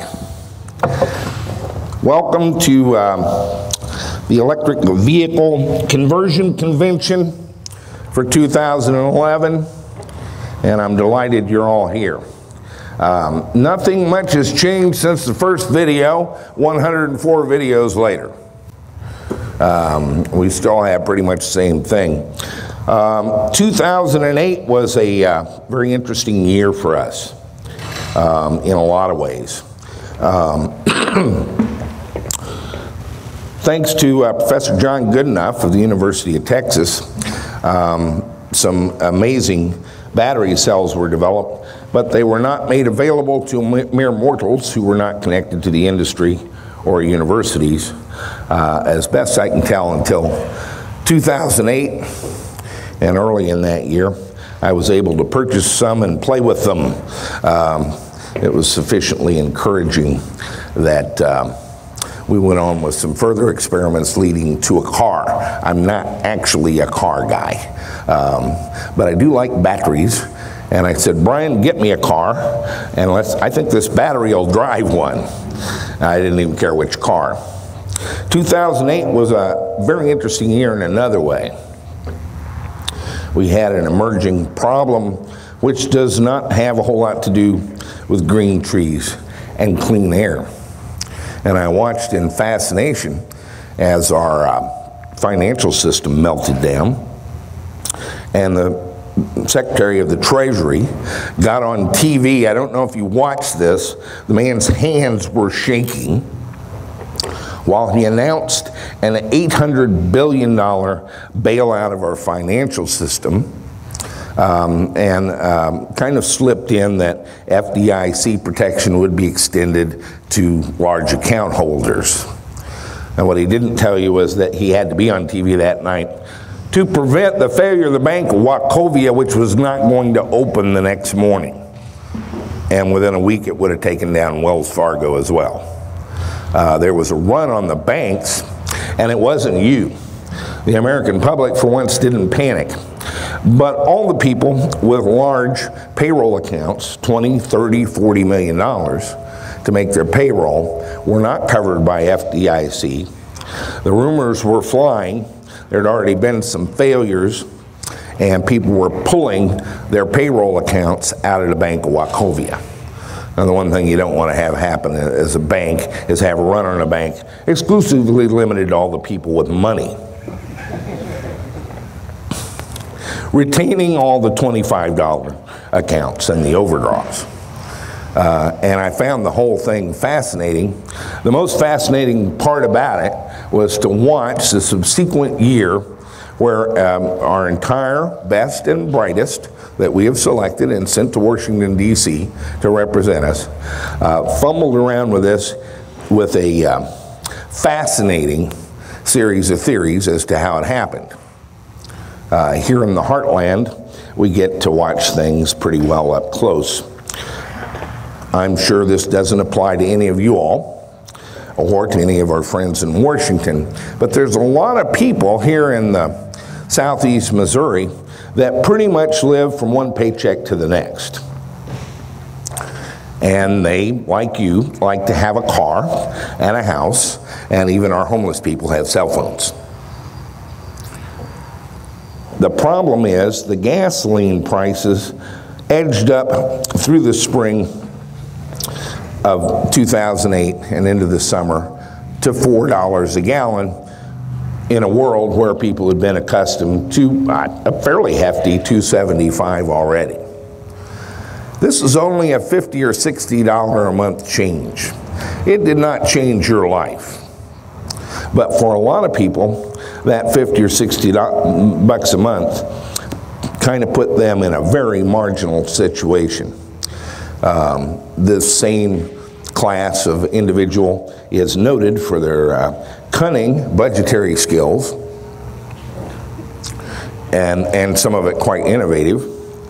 And the day comes when today the house payment is due and the tank is empty.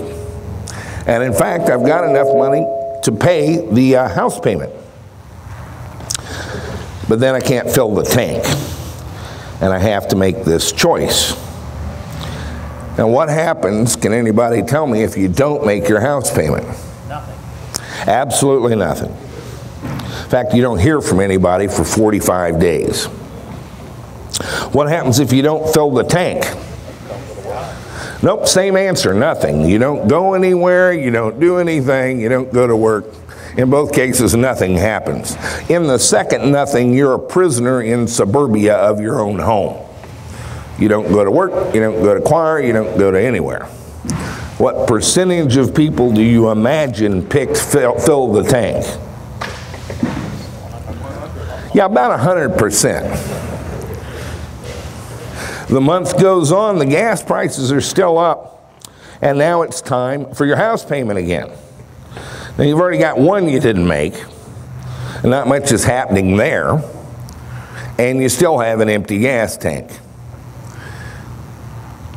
You normally in that situation can't ever catch up. Our financial system, and indeed worldwide, most financial systems are based on residential mortgages. And in an arcane set of federal regulations, a bank can be declared entirely insolvent with money in the vault and money coming in the door because their ratios of debt and capital are outside the federal standards. And this is what threatened our banking system. I watched all this in fascination. about the same time I was getting into the electric cars. It took about 100 years from Carl Benz's tricycle automobile with an internal combustion engine in 1886 to reach 500 million cars on the road simultaneously. Not cars ever built, but a population of 500 million operating passenger cars, light trucks, and utility vehicles, excluding heavy equipment and agricultural equipment, over-the-road trucks. 1986. According to Ward's Auto, we closed late in the summer of 2010 with 1 billion cars. That's 24 years later. It looks like the third 500 million is going to arrive within about 12 or 14 years. This is what's called an exponential growth curve, and it's kind of an implacable situation. It doesn't matter what happens with the oil companies. I have 2 brothers in the business. By the way, we were on National Public Radio, and he says they're quite concerned. The OEMs didn't bother them, but you guys do. The oil industry doesn't matter. I don't know the situation with peak oil, and I don't spend a lot of time looking at it because it doesn't matter. I do know that Deepwater Horizon, that burned the previous November, set a record at 23,000 feet below the surface of the earth, starting 1 mile down in the Gulf. And that was the deepest well drilled to date. They spent over $100 million on that hole. They've been in the business for 100 years. I have to assume they know something as to why they would want to drill that hole that deep and that expense. And I don't need to know a whole lot more about that, except for the observation that the days of Uncle Jed discovering oil in Tennessee while shooting at some food is probably over. That's probably not happening. And so I have some concern that we're going to deal with this badly. We've learned to see the world through the eyes of a 24-year-old blonde lady whose main intellectual accomplishment is to get through makeup and a mic check, or a 32-year-old guy, actually same makeup, same mic check. And he's going to each day explain to us what all this means. I am a little bit of a skeptic, being from southeast Missouri. You kind of have to show me. But you'd be surprised the number of people that listen to that, and that's pretty much the deal. Left to its own devices, the increase in population of cars, and China has 1.3 billion people, right now 17 people per automobile. India has 1.1 billion people, 56 people to automobile, and they would all like to be like the United States with 307 million people, 1.3 persons per automobile. So why doesn't China just do electric automobiles? When they deployed their telephone system, they got to do a neat thing. They skipped the part about strewing copper all over the land and went right to cell towers. When they went to the automobile, they got to do another neat thing. They forgot to build garages. The Chinese government's offered subsidies twice the U.S.'s with almost zero takers, because all the people that can afford an automobile live in the cities, which are designed for bicycle and pedestrian travel, and they live in high-rise apartments. There's millions of electric bicycles, but you can put them in the elevator and take them up to your apartment and charge them there. They would have to rewire every elevator in Beijing to be able to accommodate cars, so you can take them up into your apartment that's 400 square feet. This would normally lead to a bumpy top. The growth in the number of cars would be slowed by the increase in the price of gasoline in a normal world. we deal with things by emergency. In 1978, I was serving in the United States Navy in San Diego, California. And there was a little bit of a supply problem with the gasoline, and the result was the station that I went to every day closed 1 hour earlier than they normally did. And that seemed to take care of the problem. I was somewhat inconvenienced coming back from the base one night, and they were already closed. But I talked to the owner, and he said, yeah, we're closing an hour early. That seems to take care of it. A very good-looking young man with excellent makeup, I might add, got on the television in San Diego and announced that there was a gasoline shortage and that you should get in your car and go fill up if you wanted to have any. That was his advice. 4/5 of the storage capacity of gasoline in the United States is in the tank of your car. I was in a 210-unit apartment complex and watched in awe from the parking lot as all 210 units emptied into their car and started their engines and raced off to the gasoline station. It took 1.5 years to fix this problem. They were shooting people in gas lines. One very entrepreneurial, you gotta admire the guy, jumped in, adapted to the situation, and loaded up 150 gas cans in his one-bedroom apartment on the second floor, full of gasoline, and thoroughly wrung out from the effort, sat down to have a Coca-Cola and a cigarette. 30 people killed, and it took out 1.5 blocks.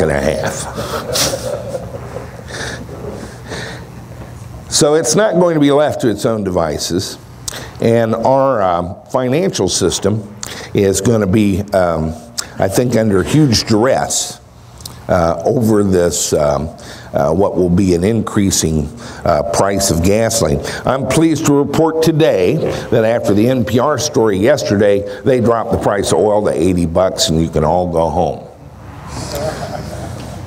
Which brings up another aspect of it, is that our oil markets are very speculative. And so with the flow of information, as the number of cars increase and the amount of oil to serve them doesn't, we could get into a bubble situation in the speculation of oil. This wipes out families, crashes banks, and is really kind of a doom and gloom scenario. So I'm not going to spend much time on that further, other than I'm concerned. There is a solution, of course. The personal transportation just here in the U.S., we're still the 800-pound gorilla in the room. If 20% of our population drove 20% of their miles on electric cars, I think the whole problem moves out 10 or 12 years. If we could get half the people to do half their miles, we really have pretty much solved the problem. And you don't get an opportunity to solve these kind of problems that neatly very often. It's kind of the ultimate technological key solution to a problem. They just don't come along that very often. There is some problems in adoption, and I want to talk about reality. Brian and I discussed we could have a lot better show this week if we do some sort of plug-in America thing. We were looking at some of the other shows. They have you know, inductive charging, wheel motors and all that, and it's very sexy stuff. It doesn't quite exist. And so we're going to have a little more boring show with things that do. But that's kind of our motif, is to look at what's really out there and what's really going on. I know a lot of our viewers are very enthusiastic over the Leaf and the Volt and some of the announcements by the OEMs. I've been misconstrued that I don't like these cars. I'd love any one of them. I'm a gadget guy. I like them all. I want them all. The problem is that after they get through some latent demand for electric cars, people that have been wanting an electric car for years, which, by the way, is a simultaneous group with our viewers, When they get through that low-hanging fruit, the value proposition they are presenting is very poor. A Chevy Volt's $43,000 and a Chevy Cruze has a base price just under $17,000. Fully loaded, it's probably 23 or 24. And the Cruze already gets 38 miles a gallon. To the type of person that's shopping for an economy car, this is a problem. That premium doesn't quite make sense, unless you're already devoted to the concept of having an electric car, in which case, send me one. I'm on the waiting list. I was very privileged in a past life to have a unique position among a very small group of people who ultimately built your internet. And I saw how they did it and how that spread. And then I saw a whole machine that's really quite capable and a thing to admire of the way corporate America and our government and our media rewrite the history of how it was done and present it that they indeed invented it. After the guys who really built it fought them for 8 or 9 years to get there. And it's ever pretty much so. But the internet spread as a grassroots movement, one person to the next, for a very long time until it reached the tipping point. And then it took off quite ably. I did a magazine that was very technical for really only guys who built networks and ran bulletin board systems and connected routers and so forth in the back rooms, built backbones. No humanoid could read it and make any sense of it, other than perhaps the letters to the editor, if you weren't in that group. And I did nothing to build the internet. I kind of held up a mirror and let them see themselves, which we hope to do with EVTV today. I don't think you know how powerful this is, but the only way these cars are going to go, or this is going to be solved, Barack Obama and General Motors cannot do it. When I say that, people assume some sort of long, roundabout, gratuitous salute to the common man. I don't even do that sort of thing. They cannot do it, which means they cannot perform this act you want them to do. And here's why. Barack Obama can mandate a 54.5 gallon fleet average. I don't believe the man's ever built a car, and I'm not sure he has a driver's license. I've seen no evidence of it. He's normally escorted. He has to rely on the automobile manufacturers to make these cars to do this fleet. They're not going to tell you they can't do anything.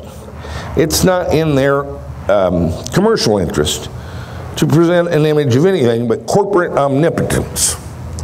However many volts they make, however many electric cars of stunning design, however many economical cars they make, when they put them on the dealer lots, and everybody's over on the Denali Yukon Escalade side, which was the big dollar sales, July 2011, General Motors is powerless to change that, other than by running an ad in the television. I said 2008 was a neat year otherwise, and it is the batteries. Here's the problem. I've heard throughout the conference that people just don't know about electric cars. It's not true, and it's worse than that. They know about them, but they know wrong. Some of our own people who build electric cars also know about them, and they know wrong. We waited for 100 years for the right battery to enable an electric car, and it got here, and everyone's still waiting. They're very accustomed to waiting. They're going to wait some more. In the internet development, we had kind of a, what I call a threshold of viability. We had a 300 baud modem that was a great deal of fun to play with. and it made text go across the screen. We could communicate with each other with a computer and a telephone. It was fun. It was a lot of fun, but it wasn't very useful. To going from 300 to 2400 baud, we crossed a threshold of viability. We could then download pictures of naked women and get free software programs and pirated software programs. Suddenly, the modem was useful and had crossed this threshold of viability. Of course, we went on, and more speed is always better. And the jump from 2400 to 9600, wouldn't we all agree, is a much huger jump than from 300 to 1200? But it wasn't. And the move from 9600 to 19.2, and we all went faster, but it wasn't. Today I have 50 megabits in my bedroom. I'd like to have 100, but it would not be as big a jump as from the 300 to the 2400 BPS.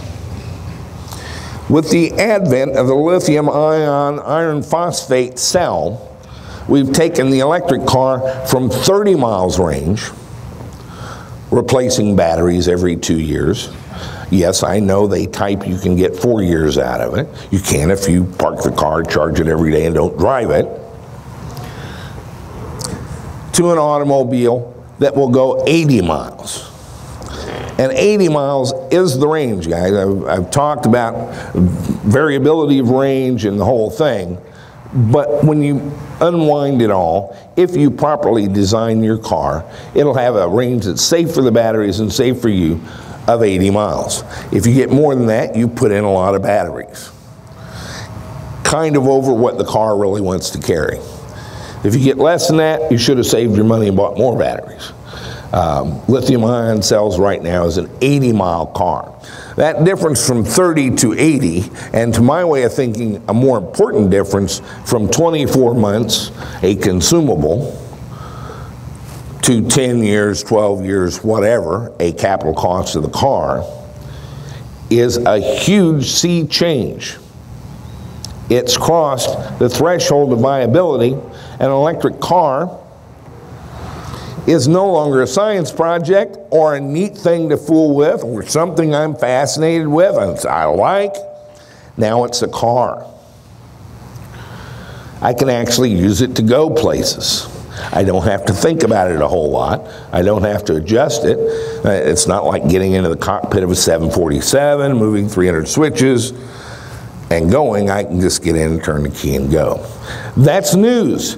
Good news. It can change the world. But everybody already knows about electric cars. This has to be driven by the demand side. The other part of the news media that we didn't talk about is if I write something and post it on DIY Electric, somebody else can write just the opposite, post it right next to it, and we have no context. This one is as valid as this one. If I do a video and I put it on the internet, and Nathan does a video saying exactly the opposite and puts it on the internet, and they say exactly the opposite things, that I'm brilliant and he's a moron, you don't know that. They're equal. And this results in kind of a recent thing, I think, that everyone is entitled to their own opinion. I don't know what this means. I don't know what it came from. I don't even know what they're saying. But I think it means I can't tell right from wrong, true from false, practical from ridiculous. So everyone can share with me my confusion and we can all just have an opinion. In fact, the media has taken this up, and each day you can get up and they'll put one head on the left side and one head on the right side, and they each have an opinion and they're opposite opinions, and they each get 30 seconds, and we sum it all up by saying, well, we've all got an opinion. Now, how are you going to have a reasoned attack on a problem that affects all of us when everyone has an opinion?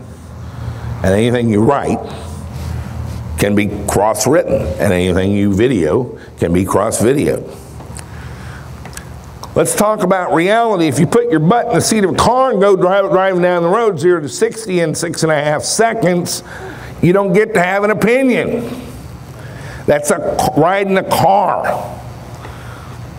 And it can change how you do this. And so this demand that must be driven, this new knowledge about news, 3-year-old news, this is a new thing. You can now have a car that's electric and you have to give up nothing. You don't even have to give up your gasoline car. If enough of us do it, we get back the 75% gasoline, the steak knives, and the Eagle green stamps.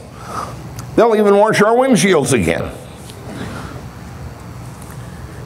If that could be done.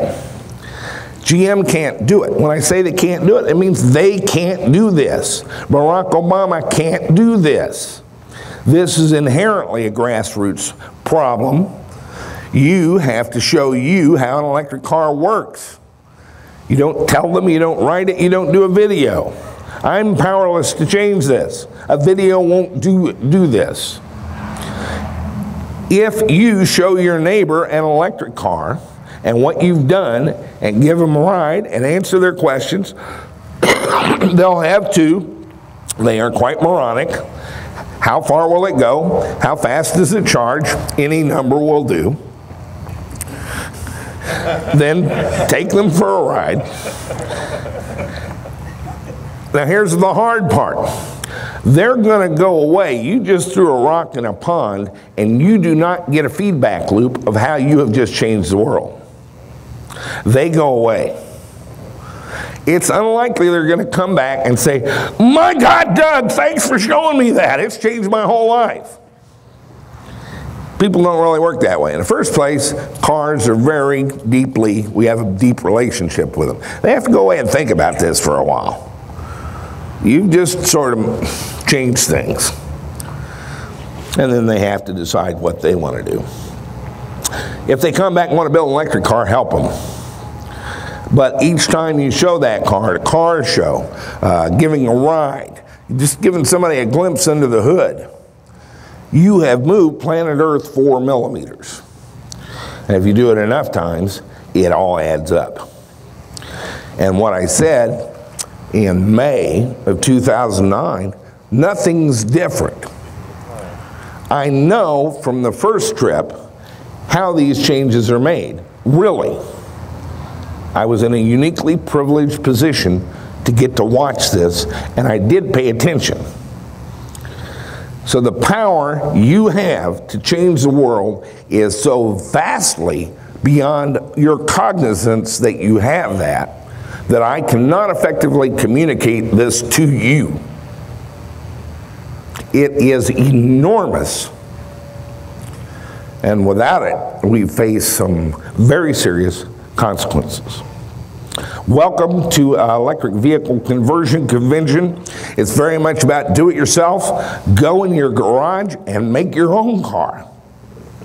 Down with them. And then show somebody else how to do it.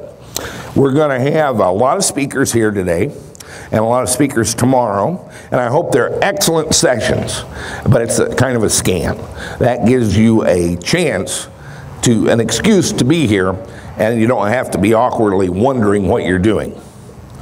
The real value you get, and I did trade shows for 9 years, is from interacting with each other. For one time in your life, the question isn't how far and how much to charge. You're in a room with your peers that have the same problems you do. And the guy next to you may have the solution to yours, and you may have already worked out how to fix his. And some of the friendships and alliances you will form here is value I can do little to add to or take away from. But we will try to entertain you and make you look like you're doing something in the meantime. And we'll feed you. So this is what EVCON looks like. Why is it so expensive? Why is it done this way? We did them for years. Electric vehicle people are particularly bad about this. They want to meet at the Village Inn have breakfast, and some poor hapless waitress gets to divide up the bill 66 ways. And would you believe you didn't have the waffle and you didn't have the pancake, and she's in tears. And we finished breakfast about 11. It's almost time for lunch. We do not have time. We're very cognizant of the cost to attend this, and they have very little to do with our registration fee. Your travel, your hotel, and most of all, the time you took off of what you're doing to try to make a living and further your thing is very substantial. We're very aware of it. So we do not want any wasting of time. Don't be shy, don't be awkward. Introduce yourself to the guy next to you immediately. Let's get this thing off the ground. And we're not going to spend a lot of time eating. There'll be food everywhere, but no divvying up the bill and arguing with the waitress. We do not have time for that. Sunday will come too quickly in a lot of ways. So get the most you can out of it. I think we got some great speakers. Let's take a break. George Hamster is our keynote speaker, and I'm going to introduce him at 10 o'clock, unless we're past that already.